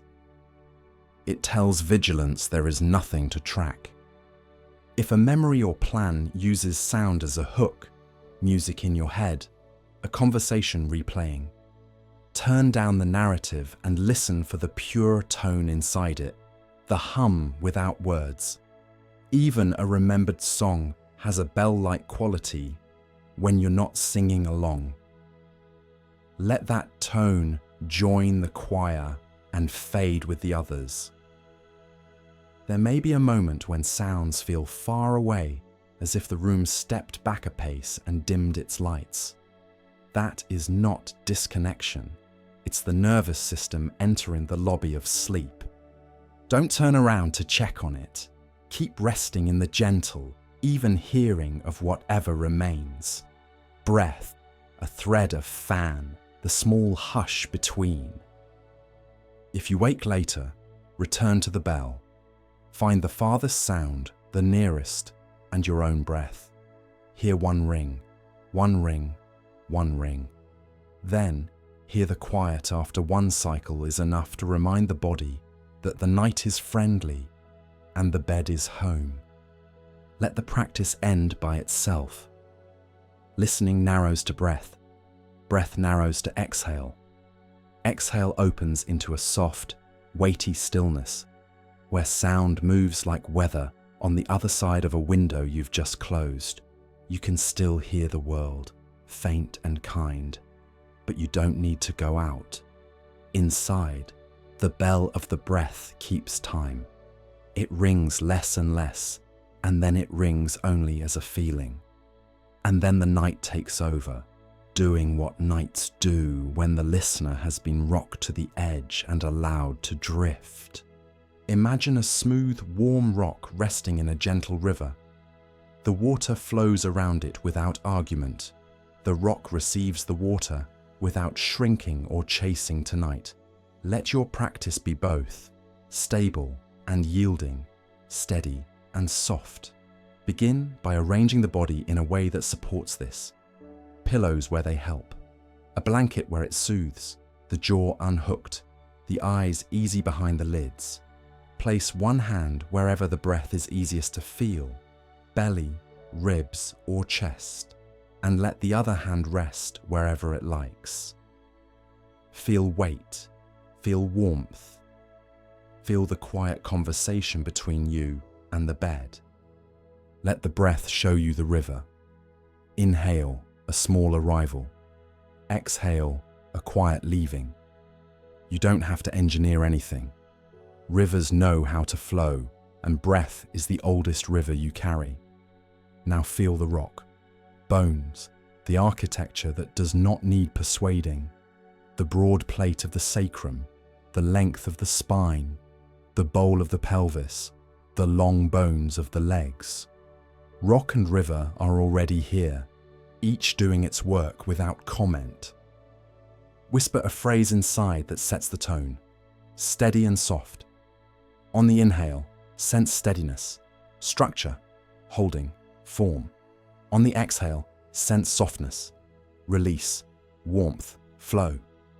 Steady and soft. The words can fade as soon as their feeling arrives. Scan the points of contact as if you are tracing the outline of the rock. Back of the head, shoulder blades, ribs, pelvis, thighs, calves, heels. Let each point grow a shade heavier on the exhale. Weight is permission. Meanwhile, the river moves through these same places without resistance. Feel it glide beneath the ribs, wash around the hips, drift along the legs. Rock gives you a place to rest. River gives you a way to let go. Notice how easily we confuse steadiness with stiffness. Equanimity isn't a plank. It's a grounded softness. If you find yourself bracing, the throat holding, the belly guarding, the forehead leaning forward, let the next exhale be a quiet reminder. Soften without collapsing. Imagine the rock warming in sunlight, becoming more itself, not less, as the river cools it. Let thoughts arrive as twigs and leaves the current carries by. You don't have to grab any of them. You also don't have to push them away. Label lightly, planning, remembering, worrying, and allow them to pass the rock of your attention. If one circles in an eddy, widen the river by 2%. Wider water moves everything onward in time. If an emotion appears, unease, tenderness, irritation, give it both rock and river. First, rock. Place a hand where the feeling lives in the body and feel the steady support of the bed underneath that place. Then, river. Let breath wash through and around the sensation without trying to scrub it away. Feelings are weather over a landscape that abides. You are the landscape and the weather, but you are also the awareness that holds both. Try a small pendulum of attention.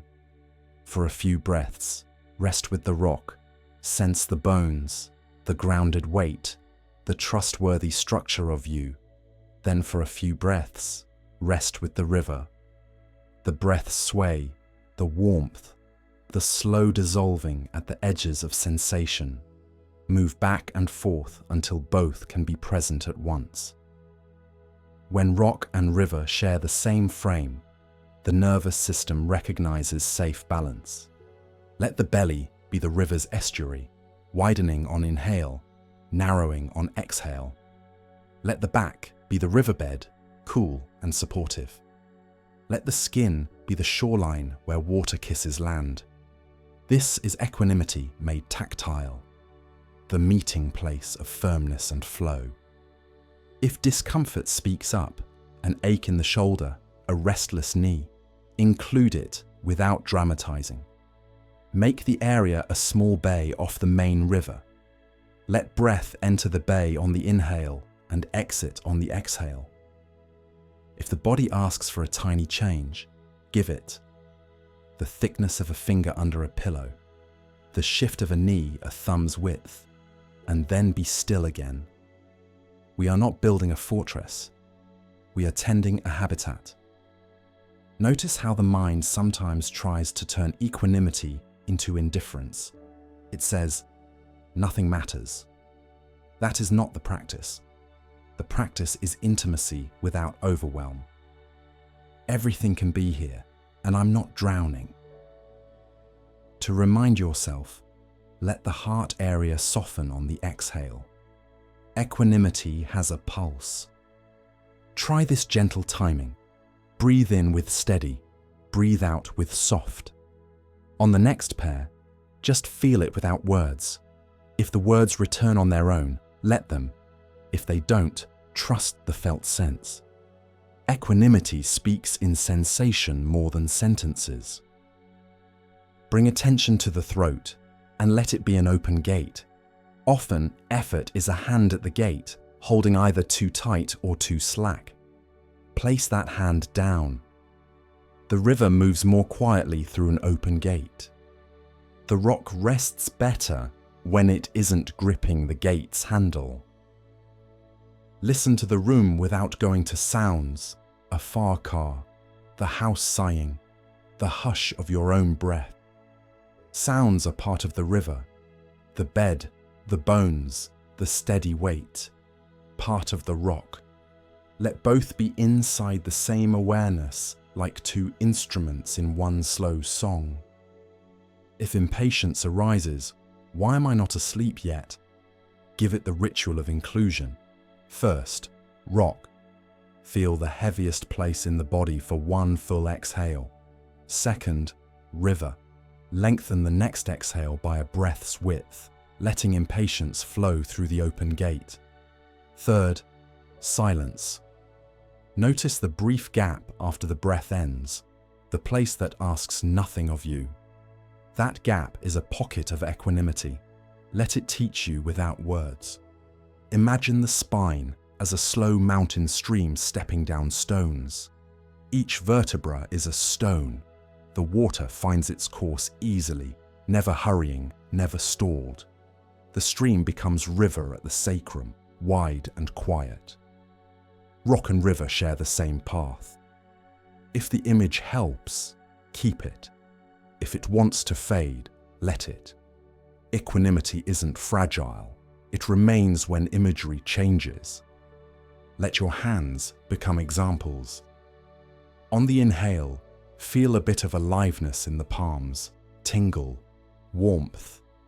On the exhale, feel their weight sink a fraction deeper into the bed. Aliveness without grasping. Weight without collapse. This is the lesson, repeated in miniature.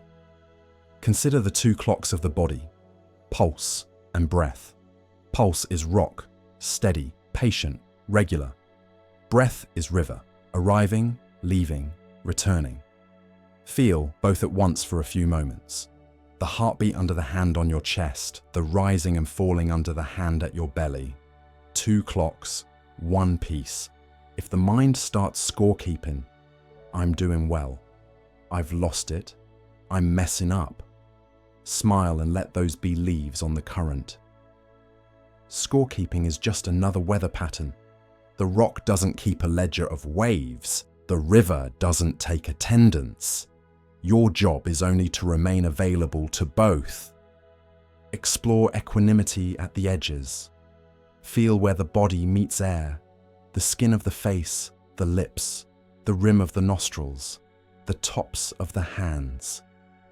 Let those edges soften, as if the boundaries of you became slightly less drawn. You're not disappearing. You are letting shoreline become shoreline, sometimes crisp, sometimes blurred by foam. This soft border helps sleep find you because nothing is bristling at the threshold.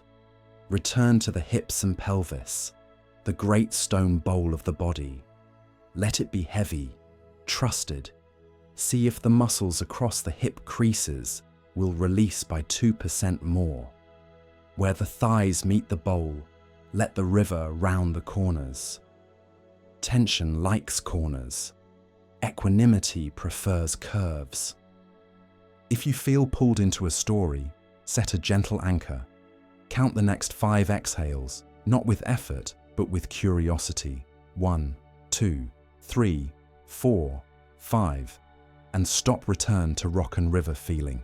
Counting is not a test. It's a handrail you let go of once you've found your footing again. Invite gratitude that suits this quiet place. Not fireworks gratitude, blanket gratitude, pillow gratitude, breath gratitude. Let each thank you add a small weight of okayness over the belly where gratitude lands, grasping loosens.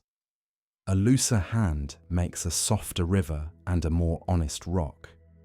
If anxiety tightens the chest, widen the river's banks with side breathing. Inhale into the outer ribs, as if the breath could travel under your arms. Exhale and feel the mattress receive the back ribs more fully. Do this 3 times, then stop and feel the difference. Do less than you think you need. Equanimity is subtle. If sleepiness arrives like fog, let it take the edges of the rock first, the outline of limbs, the sharpness of jaw and brow, while the center remains quietly aware. This is the sweet overlap, the awareness that doesn't push, the heaviness that doesn't drag. Trust the overlap to expand without you herding it. Offer a kindness to anything still stubborn: jaw, throat, belly, pelvic floor, hands. Tell each place you can soften without dropping. Your postguards can stay at ease at their stations. Equanimity doesn't fire the guards, it teaches them to sit. Let the practice become simpler. Feel weight, feel flow, feel structure, feel release. No language required. If words slip in, let them be sparse and steady, like footfalls on a night path. Steady, soft, steady, soft. Taste the small, recurring quiet at the end of every exhale. You don't make it, you meet it. Some nights it's a breath's width. Some nights it's wider, like a short hallway where you can stand and rest your back against the cool wall. Standing there, you are neither trying nor managing. You're being. That's the heart of equanimity. If you wake later, you won't need to reconstruct anything complicated. Find one piece of rock, weight, bones, contact. Find one piece of river, breath, warmth, softening. Put them in the same room again. Whisper steady and soft once, maybe twice. The body remembers from earlier in the night. Repetition is a kindness, not a command. As the edges blur and words grow few, let the image of rock and river fade into the direct sensation of being held and being moved, both at once, held by mattress and gravity, moved by breath and time. Nothing to perfect, nothing to resist. The rock keeps being rock without your vigilance. The river keeps being river without your prompting. And awareness, quiet and wide, keeps both company until even that companionship loosens into sleep. Begin with what is easiest. Feel the bed holding you. Feel the air moving at the nostrils. Notice warmth where the blanket rests across your legs, the simple weight of your own hands. These are quiet proofs that support is already here. You don't have to reach far for gratitude. You can let it come to you like a soft animal that approaches when the forest is calm. Let the breath be unhurried. On the exhale, whisper in your mind, "Thank you." Not big, not dramatic, just a soft thread of appreciation. If words feel too busy, let the feeling alone arrive on the out-breath, the way a small lantern glows without flicker. Begin with 3 ordinary mercies from the day. Choose small ones. Small ones fit the night. A cup of water that tasted clean. A doorway that kept wind out. The way someone nodded to you. Or the quiet satisfaction of putting something back where it belongs. Name one. Breathe. Let it add a pleasant weight at your belly, like a warm stone placed carefully. Name the second. Breathe. Another warm stone joins the first. Name the third. Breathe. 3 stones are enough to steady the little boat of the mind. If your mind argues, "I can't think of anything," shift from gratitude to acknowledgement. Acknowledgement is the seed from which gratitude grows when the weather is right. Acknowledge the sheet under your palm, the shape of your pillow, the way gravity keeps you from floating away. Acknowledge the miraculous ordinariness of breathing, arriving and leaving without instruction. The body hears acknowledgement as safety. Let's walk through the day softly and gather the quiet good. Morning. Was there a moment of light through a window, a sip of something warm, the routine that carried you even if you didn't feel like being carried? Place that image on your chest like a feather. Afternoon. Maybe there was a patch of shade, a sentence that made sense, a task you almost finished or simply stopped without harm. Place that on the chest too. Evening. Perhaps there was the sound of water, the sky changing color, the feeling of coming home, or the simple act of turning a key feather upon feather.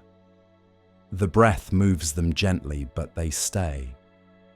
Turn toward the body and thank what worked without applause. Thank the feet for carrying you, even if they ached.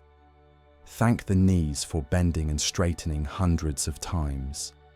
Thank the hips for being the hinge of your day. The belly for receiving food and breath. The back for holding you upright. The hands for touching the world. You don't have to feel a rush of emotion. The thank you itself is an easing balm. Travel inward. Thank the lungs for their patient rhythm. Thank the heart for keeping time without supervision. Thank the stomach and intestines for turning the work of the world into the work of you. Thank the liver for its endless filtering, the kidneys for their secret sifting, the skin for being your first home and last boundary. You can do this as a whispered list, or as a slow, wordless wave of appreciation from crown to toes. If you meet a place that hurts or holds tension, offer a different kind of gratitude. Thank you for telling me how you are. Place your hand nearby and let your breath be the gentlest company. Gratitude here doesn't mean you like the feeling. It means you recognize the body's honest signal and answer with ease, not argument.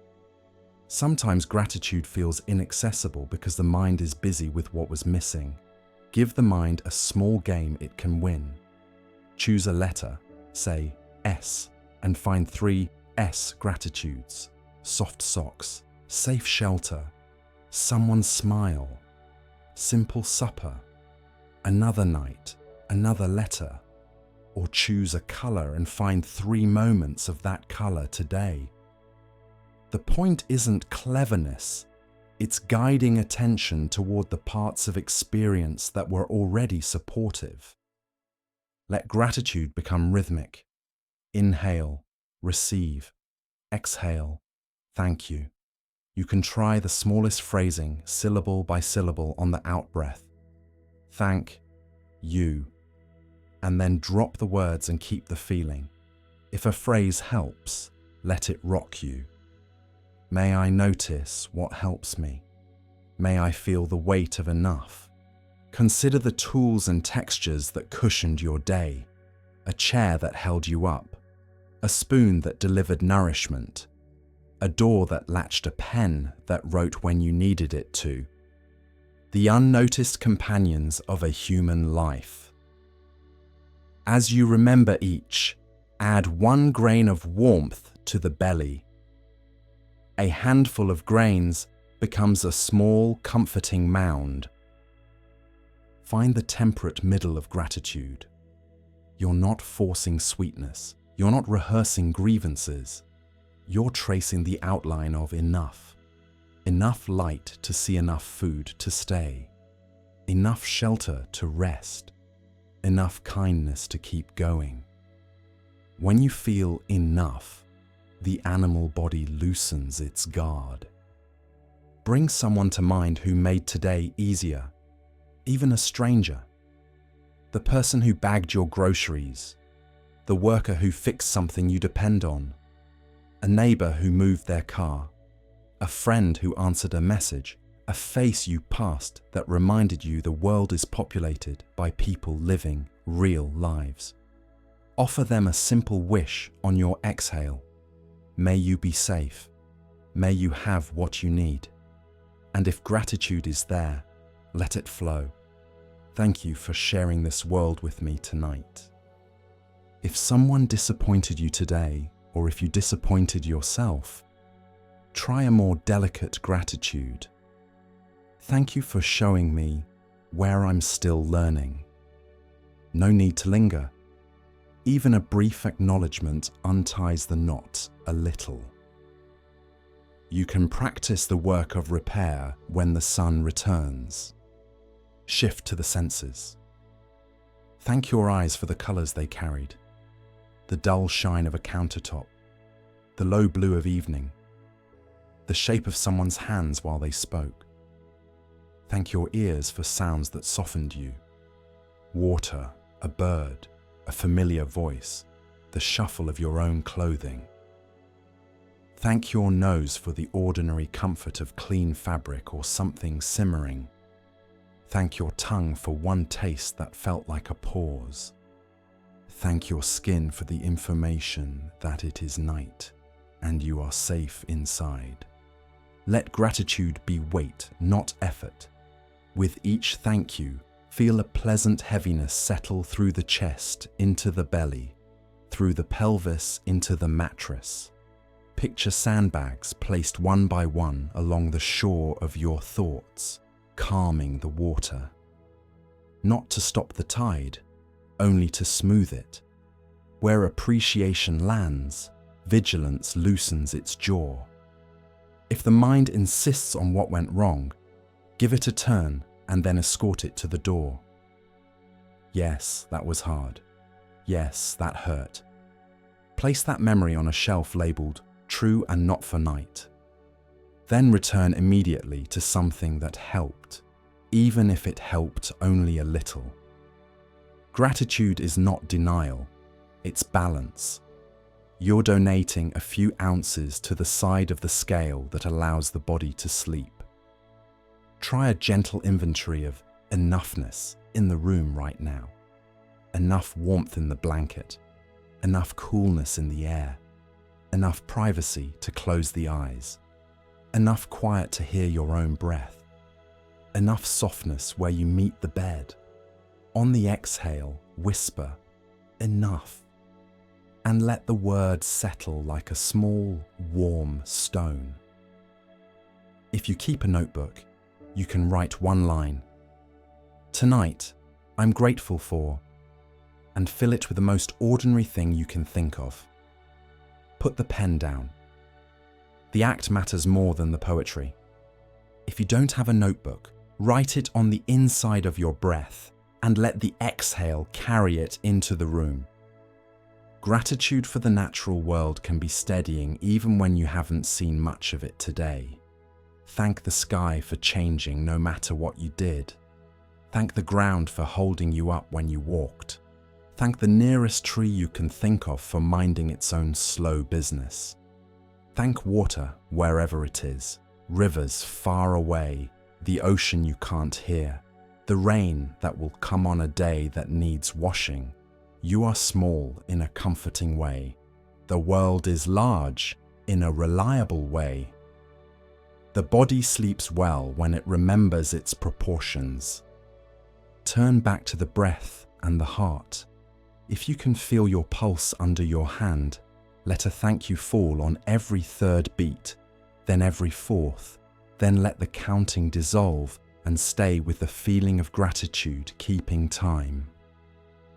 If the heart is hard to feel, use the belly, rising, falling. Thank you, as steady as waves. If grief is with you, do not force brightness. Offer gratitude that suits grief's gravity. Thank the love that made the hurt possible. Thank the memory that visits, even if it burns. Thank yourself for carrying it with tenderness tonight, instead of turning away. Gratitude here is a candle in a window, not a summer noon. The nervous system recognizes even that small light and rests closer to it. Let's gather the micro moments from the edges of the day. The click of a latch when a door closed. The sound of your name spoken by a friendly voice. The brief satisfaction of washing your hands. The texture of a towel. The alignment of stacked dishes. The mercy of sitting down. Stack these like folded shirts in a drawer. The drawer closes with a soft push. Something inside you hears, things are in order enough. When thoughts return to what if, place them tenderly on a cushion and surround them with 3 thank yous. What if tomorrow is hard? Thank you for warning me. Thank you for the skills I already have. Thank you for the ways the world is kinder than I expect. You don't need to believe each sentence. You only need to let the body feel the tone. Try a slow, sensory blessing for what holds you now. Thank the mattress by feeling its support. Thank the pillow by letting your head be exactly as heavy as it is. Thank the sheet by noticing its coolness on your cheek. Thank the blanket by settling under it as if it were a roof you can count on.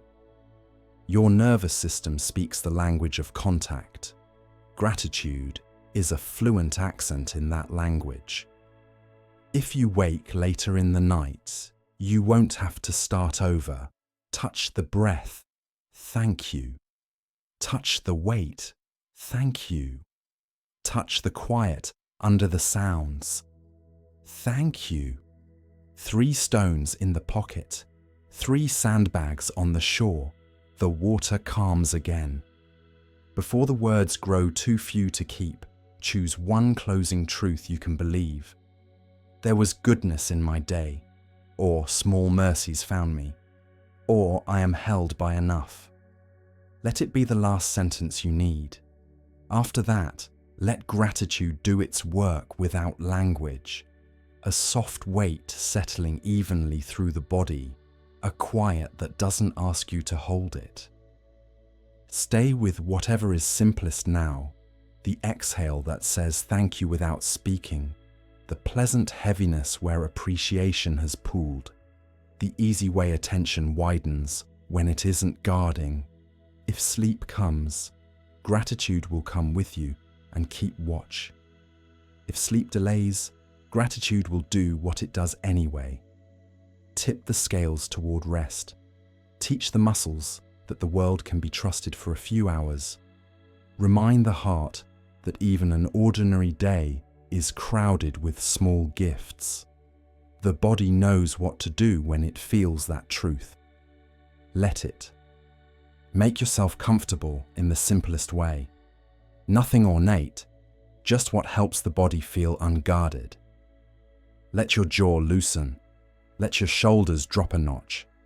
Let your belly be easy. Take one gentle breath in and an even gentler breath out.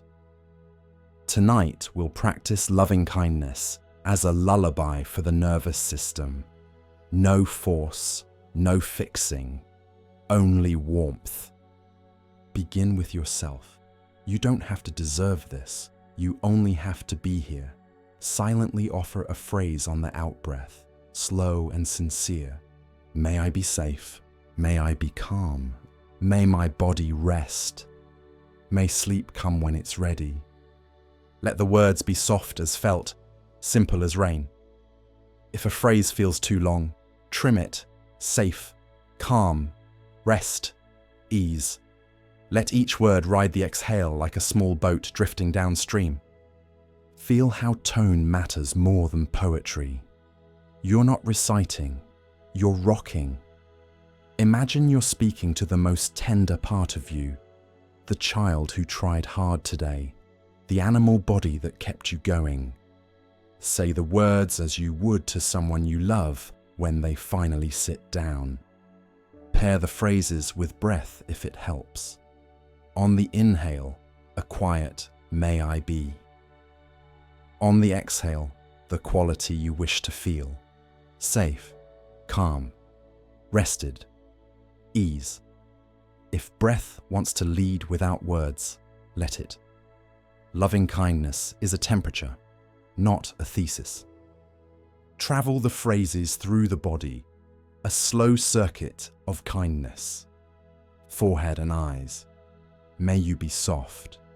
Jaw and tongue, may you unclench. Throat and neck, may you open. Shoulders and chest, may you be unburdened. Belly, may you be easy and warm. Pelvis and hips, may you loosen your hold. Thighs and knees, may you settle. Calves, ankles, feet, toes, may you be heavy and comfortable. Hands and fingers, palms open, may you rest from grasping. Back body where you meet the bed, may you feel supported. Heart, may you be at peace. Move as slowly as you like, 3 breaths per place or 10. If any area resists, don't press. Surround it with warmth, the way you'd wrap a cool hand in a blanket. Loving kindness is permission, not pressure. If doubt arrives, I don't feel anything. This is silly. Offer metta to doubt itself. May you be seen. May you soften. May you pass when you're ready. Then return to the easiest phrase. Repetition is kindness learning to speak. Try a gentle call and response with the nervous system. On the exhale, say, "It's okay to rest." Feel the jaw listen. Next breath, "You're safe now." Feel the shoulders answer. Next breath. Nothing urgent. Feel the belly ease. This is conversation, not command. Offer metta to the parts of you that think they must stay on duty. To the watcher behind the eyes, may you set down your clipboard. To the timekeeper counting the hours, may you put away the clock. To the fixer in the chest, may you trust the night crew. Guards stand down when they're thanked. If wakefulness lingers, love wakefulness too. May wakefulness be gentle. May wakefulness be calm. May wakefulness become rest in its own time. The paradox is a friend. Permission reduces friction. Friction is what keeps the mind buzzing. Choose 4 phrases that fit your night. Let them be humble and believable. For example, may I be safe. May I feel held. May my breath be easy. May I sleep with ease. Or, if sleep feels far, may I be safe. May I be kind to myself. May I rest even while awake. May sleep find me when it wishes. Say them slowly, 3 to 5 rounds, then simplify to 1 word per breath. Safe, held, easy, sleep. When even words feel like work, keep only their temperature and breathe that. Widen the circle a little. Bring to mind someone who makes your chest loosen. A friend, a pet, a teacher, a kind face from the day. See them comfortable where they are. Offer the same phrases you offered yourself, changing I to you. May you be safe. May you be calm. May your body rest. May sleep come when it's ready. Feel the small, pleasant weight that arrives when goodwill flows outward. There's no drain in this. Goodwill makes more of itself. If images blur, let them blur. Metta doesn't need a clear photograph to work. Add a neutral someone, a neighbor you wave to, a barista, the person who crossed the street alongside you. No story required, just a human silhouette. May you be safe. May you be calm. May you rest. May you sleep with ease. The ordinariness is the point. Kindness belongs to everyone.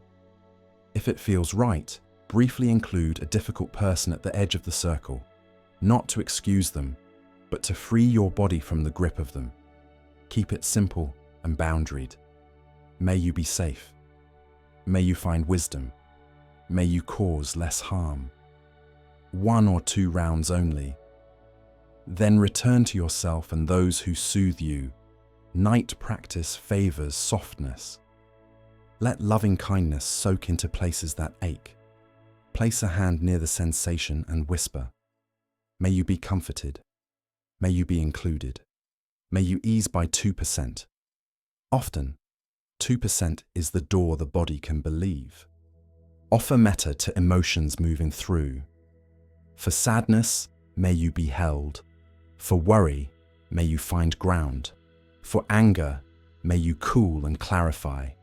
For loneliness, may you feel accompanied. For numbness, may you be given time and gentle warmth. Nothing to fix, everything to accompany. Bring the environment into the circle, to the walls and roof that keep weather out. Thank you. May we be safe together. To the bed and pillow, may you hold me and be forgiven for every imperfect angle. To the sounds of the night, may you become part of my lullaby. To the darkness itself, may you be soft. Now include others who are awake somewhere, strangers you'll never meet, parents rocking infants, travelers, those working a night shift, those worrying, those simply breathing as you are. May you be safe. May you be calm. May your bodies rest. May sleep or its equal find you.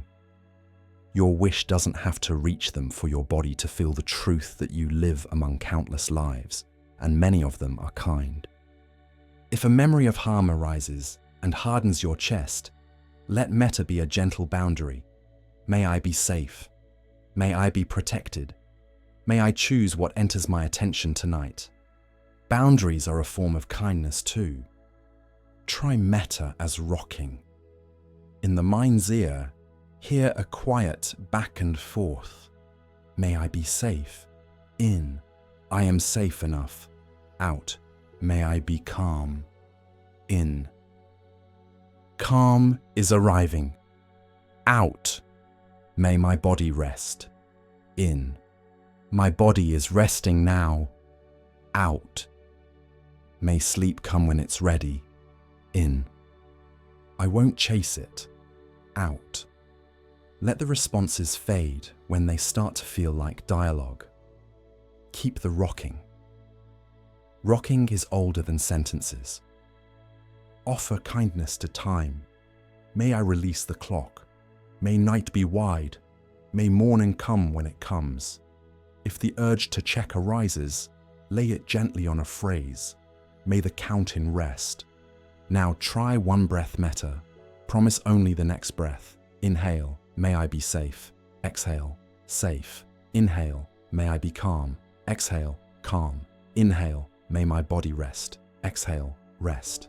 3 breaths, then pause and feel the change, however slight. Repeat if you wish. 1 breath is always believable. Let loving kindness become somatic, felt more than said. Imagine a warm light in the heart area, not bright, just hearth warm. With each exhale, it expands a hand's breadth, across the ribs, down the belly, into the hips, along the arms, into the hands, down the legs to the feet, up the neck to the face and scalp. Everywhere the light touches, the tissues hear. May you be at ease when it reaches the edges of you. Let it settle like a soft blanket inside the skin. Offer kindness to the past and future selves who visit at night. To the one earlier today who tried. May you be forgiven for your limits and thanked for your effort to the one who wakes tomorrow. May you be met by enough light, enough help, enough patience. To the younger one who learned to worry in the dark, may you feel me with you now. You're not alone in this room. If tears come, they belong. May my tears be safe. May they wash gently. If there are no tears and only quiet, that belongs too. May my quiet be deep. Return to the simplest 4 lines, your lullaby of choice. Say them like placing stones along a shoreline, steady, spaced, unhurried. If the mind wanders, begin again as if you never stopped. Beginning again is a form of love. You can let the circle widen one last time until it includes all beings you can imagine. People, animals, the standing patience of trees, the bright insistence of stars, the hidden labor of roots and rivers. May all beings be safe. May all beings be free from fear. May all beings rest tonight. May all beings awaken to a kinder day. Then gently narrow back to the one body you inhabit. The wide wish returns as local ease. If words start to feel like pebbles in the mouth, let them dissolve and keep only their flavor. Feel the bed hold you. Feel the breath visit and leave. Feel the afterglow of goodwill as a pleasant heaviness spreading evenly through your limbs. That heaviness is the body recognizing it can let go. Before the final drift, offer a closing blessing you can believe. May I be safe. May I be soft. May my body rest. May sleep come when it's ready. And may I already be resting. Let the lines shorten into single syllables. Safe, soft, rest, ease. Then into the hush under them, where the body is being breathed, and kindness keeps watch without words. If sleep arrives, let it find you exactly as you are, warm, heavy, and already blessed. If sleep lingers, you are still doing the heart of the work. Kindness is changing the room from the inside. Keep rocking on the breath a little longer and let the night take care of the rest. Settle the body the way dusk settles over a field, without hurry, without edges. Let the jaw loosen. Let the eyes rest in their warm sockets. Let the belly move like something floating. Light rise, softer fall. You don't need to make anything happen now. You only need to notice what is already happening, appearing, changing, fading. Every part of the night is a quiet lesson in impermanence, and impermanence can be a lullaby. Begin with breath. Feel the inhale arrive on its own, a small beginning you didn't have to start. Feel the exhale leave, a small ending you don't have to finish. At the very end of the exhale, there's a hush, a clear place that wasn't here a moment ago. Then the next inhale begins without being summoned, arriving, leaving, hush. A rhythm older than your plans. Rest your attention there, where each moment completes itself and yields to the next. Let your ears open a little, as if they were windows you've unlatched. Hear a distant sound, car, wind, something shifting in the house. It arrives, lingers, dissolves. Hear a nearer sound, the whisper of fabric, a subtle ring in the quiet. Even the ring is a visitor. Stay long enough and you'll feel it thin out. When a sound ends, feel how the space it leaves is softer than before, as if the room exhaled. Sound is a teacher that doesn't lecture. Everything rises and passes. Turn to the body. Sense the contact points, back of the head, shoulder blades, pelvis, calves, heels. Notice how pressure changes with the breath, how the bed and the body learn each other's shape in real time. You do not hold the same stillness twice. Stillness is a moving thing. An itch arrives, swells, fades. A warm patch cools. A cool place warms. The body is a tide pool that keeps rewriting its shoreline, and your job is only to watch the gentle cartography happen. Let thoughts be weather. A plan begins like a cloud shadow, crosses the mind's field, and is gone. A memory gleams, then dims. Even worry stirs, peaks, ebbs. When you notice you're inside a thought, label it softly. Planning, remembering, rehearsing. And return to breath, to weight, to sound. You're not throwing thoughts away. You're watching them do what they do. Start. Change. Finish. If something feels stuck, an emotion, a story, a muscle, give it the gift of time and the company of breath.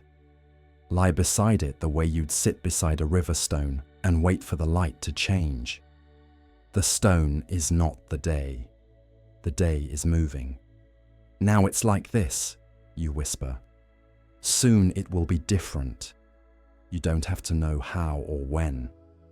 You only have to know that nothing in you has ever stayed exactly as it was, not even for a minute. Trace impermanence through tiny thresholds. There is a turning point at the top of every inhale, a turning point at the bottom of every exhale. Feel those hinges open and close, opening without push, closing without pull. There is a first moment when the jaw softens, a last moment when the shoulder lets go. Faint, almost secret, yet real. Attend to these thresholds, and effort leaks away like water from a cupped hand that stops squeezing. Try a soft practice. For a few breaths, feel beginnings. The first cool touch at the nostrils, the first unlatching of the brow, the first float of the belly as air enters. For a few breaths, feel endings. The last strand of the exhale, the final grain of tension leaving the tongue, the way a sound tapers into nothing. Begin, end, begin, end. The mind that learns this rhythm becomes kinder to itself.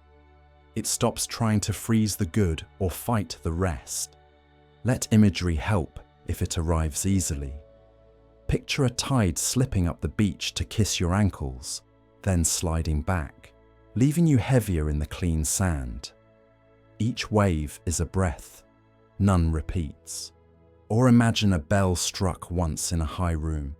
Hear the tone bloom, thin, disappear into a sweetness you can't point to, but can feel. That sweetness, the after of a sound, is everywhere when you stop insisting on before and during. Notice how the night itself demonstrates change. The darkness in the room is not one darkness. It deepens and softens as your eyes stop asking for detail. At first you see shapes, later only a felt geography. If you happen to wake hours from now, the same objects will look new under the quiet of another time. You didn't move, the world turned. Let that turning turn you toward ease. Let your hands become clocks that keep this simple time. With your next exhale, feel a pleasant heaviness pooling in the palms.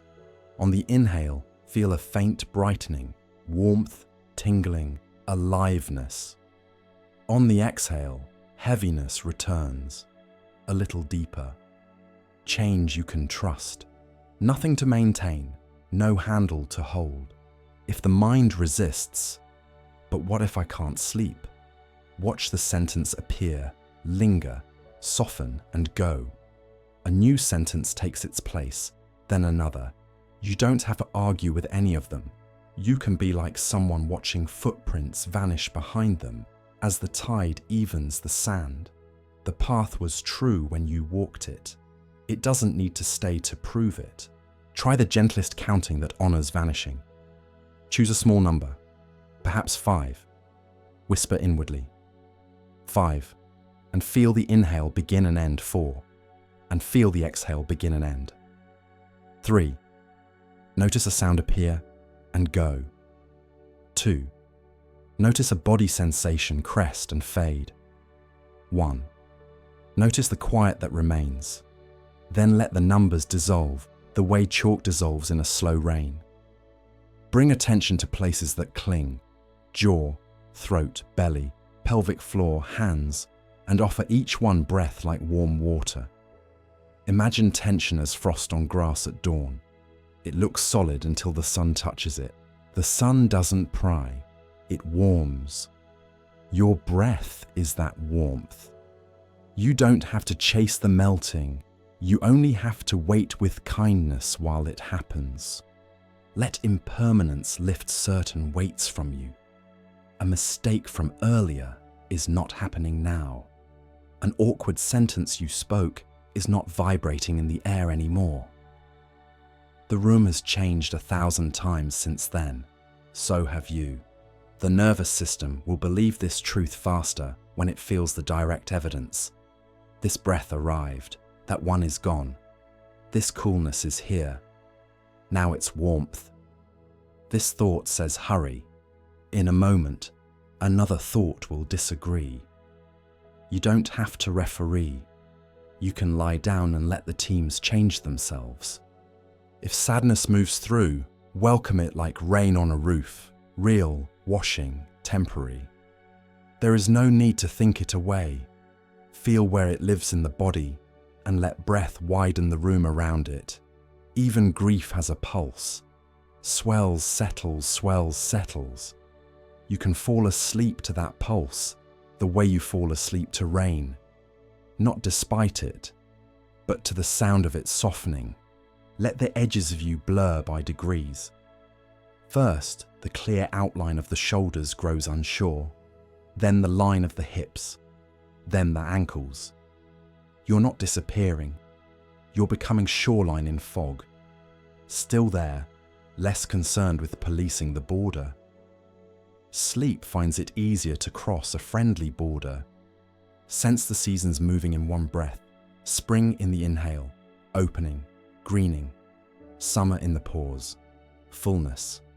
Autumn in the exhale, release, color sliding off the trees. Winter in the little hush. Stillness that isn't empty, waiting that isn't tense. The next inhale begins without you. and the year starts again.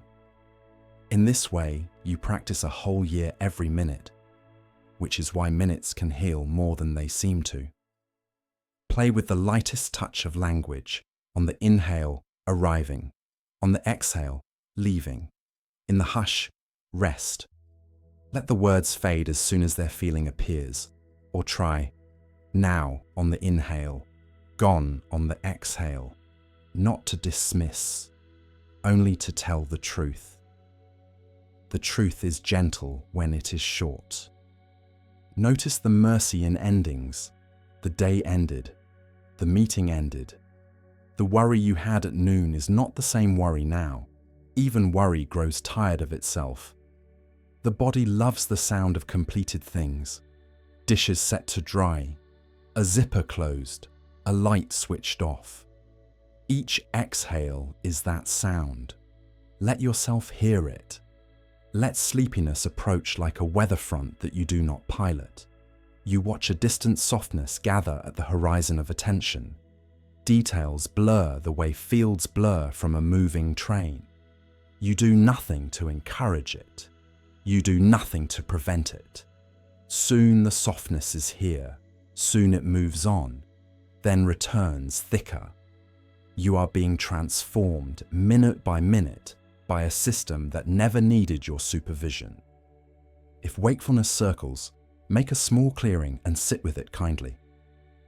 Awake is here, you say, the way you'd say wind is here.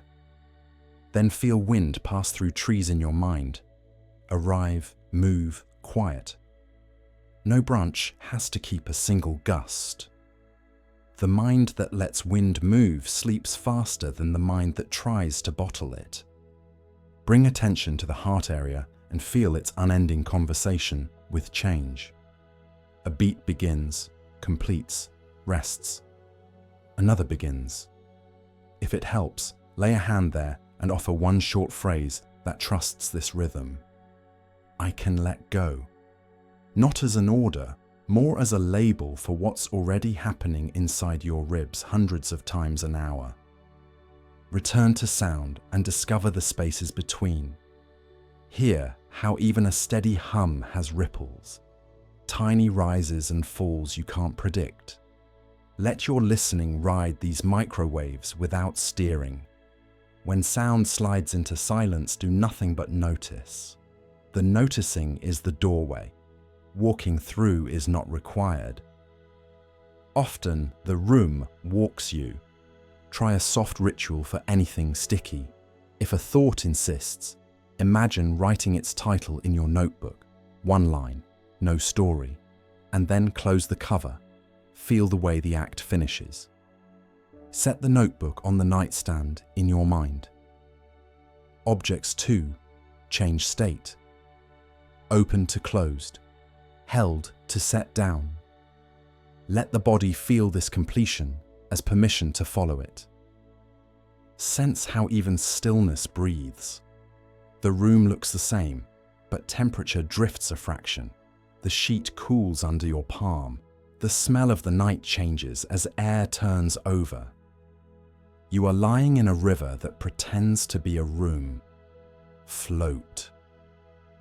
If you need one more reminder, look gently back at a single breath from moments ago. It doesn't exist to be improved or regretted. It did its work and left this one will too. The next will come whether you want it or not. It's safe to stop wanting so hard. Life is willing to carry you across. Offer a blessing, tuned to change.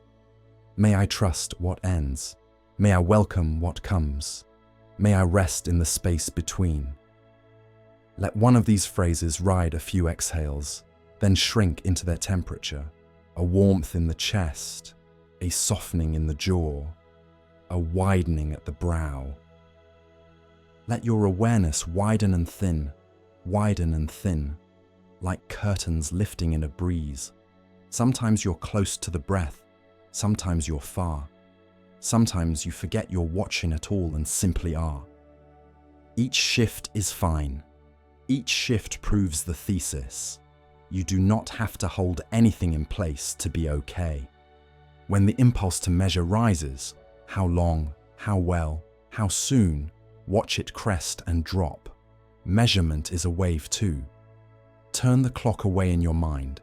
Let night be sizeless. In sizeless rooms, small comforts expand.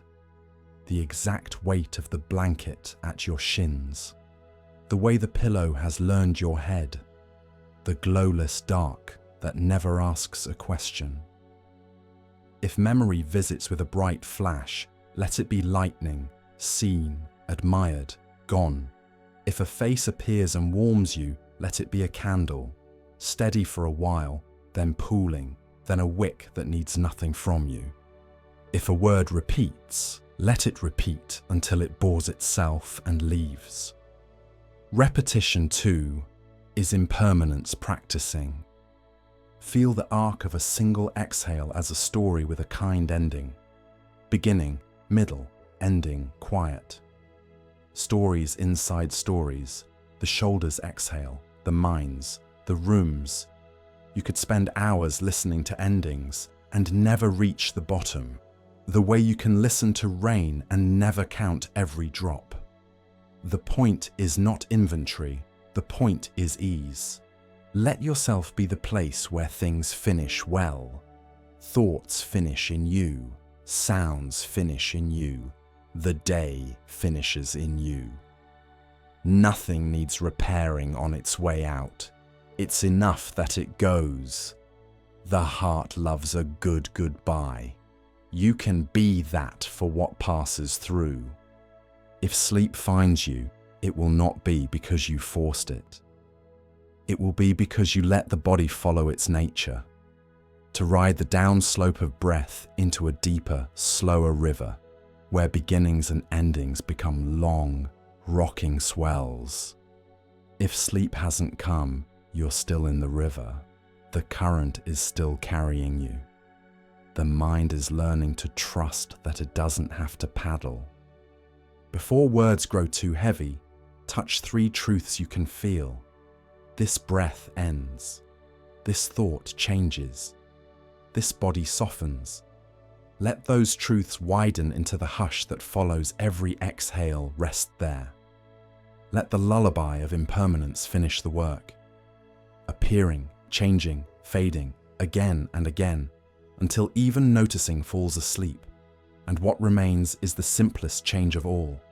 Wakefulness becoming rest, rest becoming sleep, sleep becoming morning, and you becoming someone who was cared for by the night without having to hold a thing. Come back to what is simplest. Let the body be arranged in the most obvious way that feels kind. Pillow where your head actually wants it. Blanket where your skin asks for it. Jaw unhooked. Eyes easy. Shoulders willing to drop a notch. No perfect pose. Good enough. Simplicity starts with good enough. Choose one anchor, not 5, not 3, 1. The easiest is breath. Feel it at the nostrils, a cool touch coming in, a faint warm touch going out. If the nose is quiet, choose the rise and fall of the belly under your hand. If that's faint, choose weight.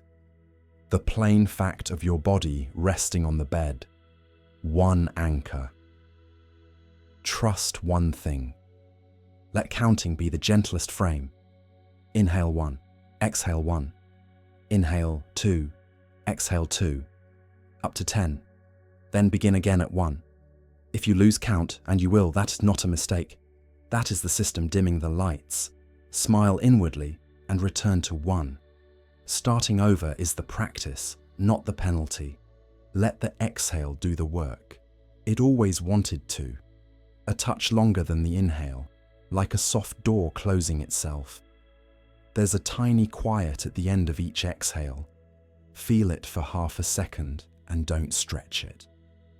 Quiet knows how long it wants to stay. You're visiting, not managing. Set the room of attention in order. Turn the clock away in your mind. Time keeps time without you. Turn language down 2 clicks. Use short words if any at all. Here, now, ease, heavy. Count if it helps. Count less when it starts to feel like doing simplicity is lighter than methods. Let the body learn the shape of stillness by degrees. First, micro-tune for comfort. Slide the pillow a finger width. Lengthen the blanket. Uncrease the sheet under your calf. Place a pillow between the knees if you're on your side, then stop. No more tinkering. The nervous system trusts stillness that isn't being negotiated every minute. Notice 3 facts and rest inside them. Fact 1, gravity is holding you. Fact 2, breath is moving you. Fact 3, the bed is receiving you. That is already a lot. If the mind asks for more, offer the same 3 facts again. Like stones you can always touch in the dark. If thoughts arrive, let the labels be simple and soft. Thinking, planning, remembering. After the label, return to the anchor on the very next exhale. Anchor is home base. Labels are road signs. You don't live at the road sign. When attention wanders, shrink the practice instead of expanding it.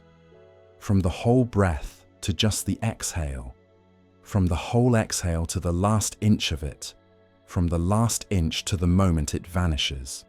Or from whole body weight to just the heaviness in the hands. From both hands to one palm. From the whole palm to the center of that palm, smaller can be simpler. Simpler is kinder. Keep the jaw, tongue, and belly on your shortlist. These are the places that quietly start trying again. On an exhale, invite a 2% undoing in each. Jaw, 2%, tongue, 2%, belly 2%. Then return to counting. 2% is believable. Believable changes stick. Play with tiny phrases that don't require thinking. Pair in with the inhale, out with the exhale for a minute. Or here on the inhale, now on the exhale. Or soft on the exhale only. Let the words thin out when they've done their job, the way a handrail fades when the footing feels sure. Let sound be part of simple. You don't need silence to rest. Hear the furthest sound, notice it come and go. Hear the nearest sound, your breath, fabric, the house sighing. If a sound catches you, fold it into the count. Inhale 4 with the sound, exhale 4 as it fades. Sounds are moving bells. Bells tell you what the exhale already knows. Finish, finish, finish. Use the one breath contract when the mind wants a long plan. Promise yourself only the next breath. Just this inhale, just this exhale. Then make the contract again.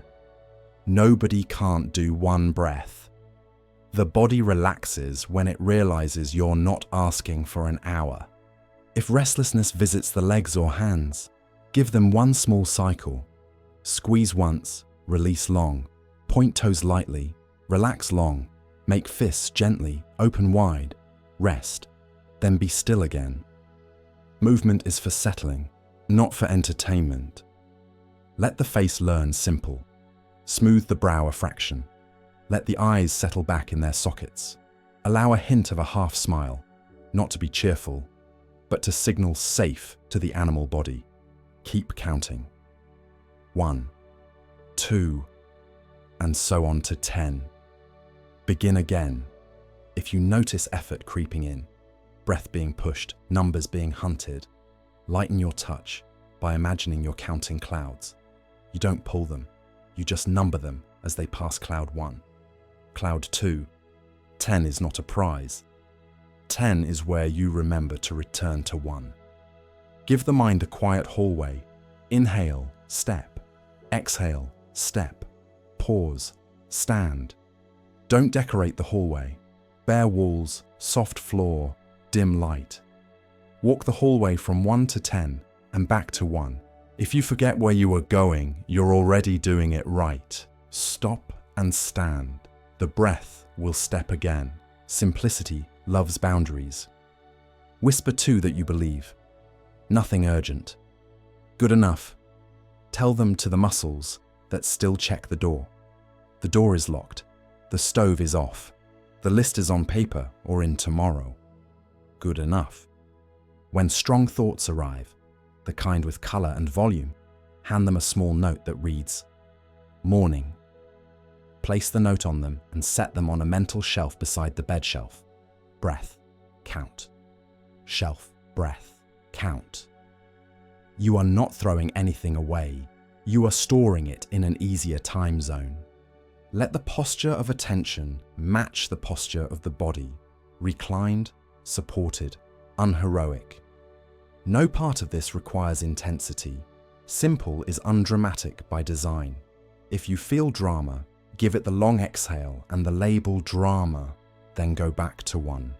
If you lose the breath, find weight. If you lose weight, find breath. If you lose both, find temperature. Cool at the tip of the nose, warm under the covers. If even that feels gone, find hearing. One small sound. There is always a simple door unlocked. Count a set, then rest the counting.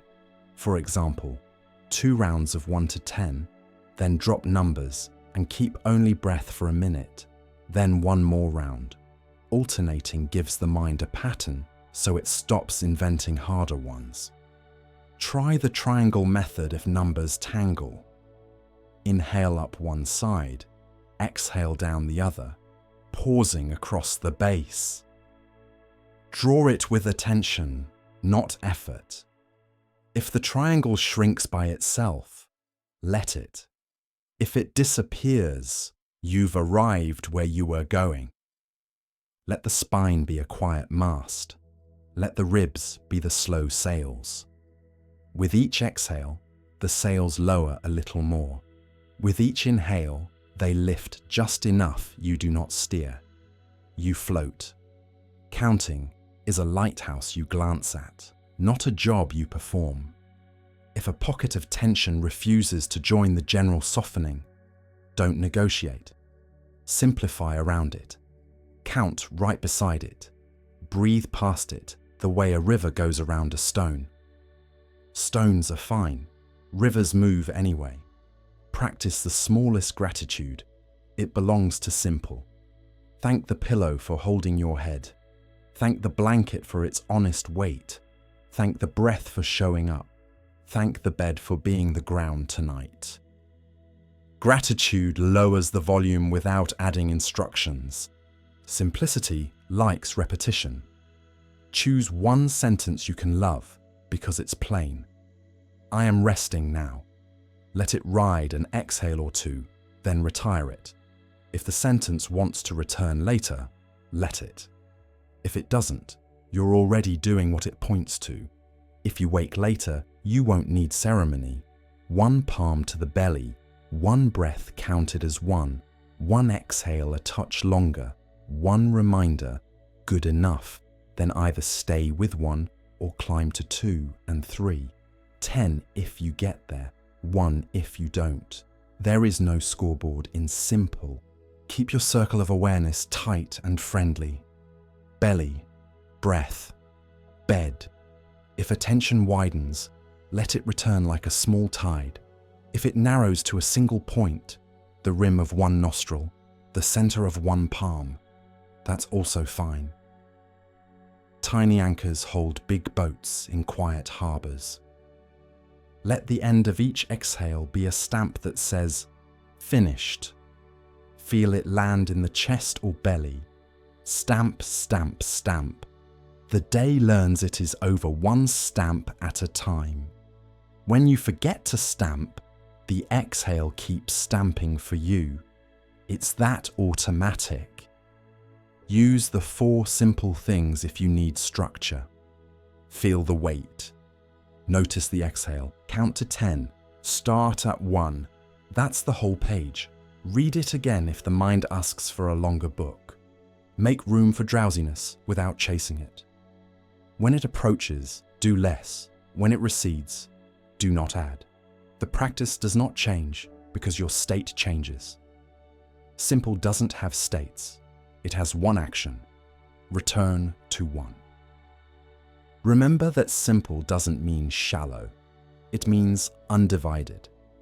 All of you is allowed to be here, but you choose one thing to rest your hand on breath, hand on weight, hand on the hush after an exhale. Everything else can wander around, tire itself out, and sit down. If a small smile wants to appear, let it. If a tear wants to arrive, let it. If the mouth wants to sigh, let it. Then come back to one. Life is allowed in the room. One is how you stay friendly with it. When the edges of attention blur, stop polishing them. Blurry is good. Blurry is the body deciding to write in cursive. Counting may slur.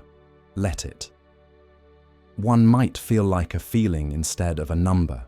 That's still one. If anxiety visits, keep the instructions shorter than the anxiety. Exhale. 1. Exhale. 1. When the spike falls, if you want, add 2. If it rises again, drop back to 1. You are not losing ground.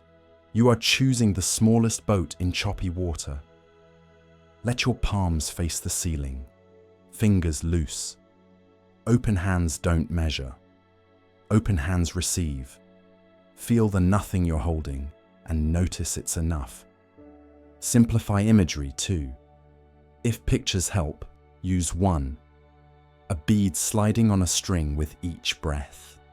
Bead 1, bead 2.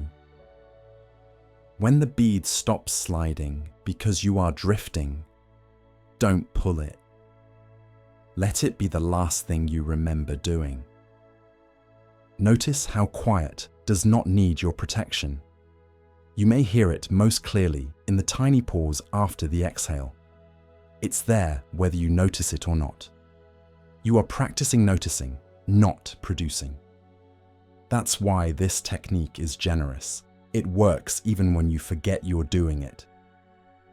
If the mind asks, "How long should I keep this up?" answer, "This breath." There's no future clause in simple. You'll be given the next breath when you're there. Allow the spine, ribs, and belly to coordinate without your help. There's an old intelligence running this. Your counting is a friendly nod, not a steering wheel. Nod sometimes, rest the neck of attention the rest of the time.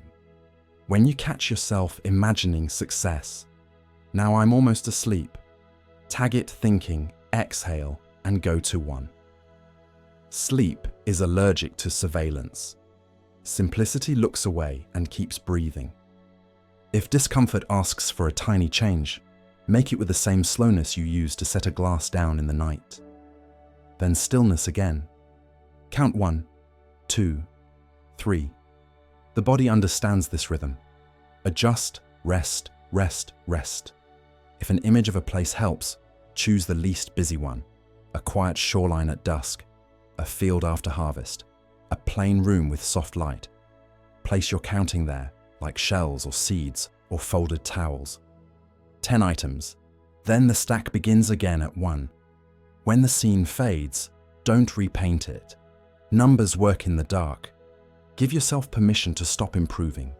Improvement belongs to the daylight. The night belongs to repeating what works until it does the work for you. Breath is repetitive by design. Let repetition be a kindness, not a chore. Every so often, drop even the count and test the simplest possible practice. Feel the next exhale finish. That is all. Then feel the next one finish. It is astonishing how little is required for the whole system to understand safe. If you want a closing path, take this one. Feel the weight at the back of the head. Feel the weight at the shoulder blades. Feel the weight at the pelvis. Feel the weight at the heels.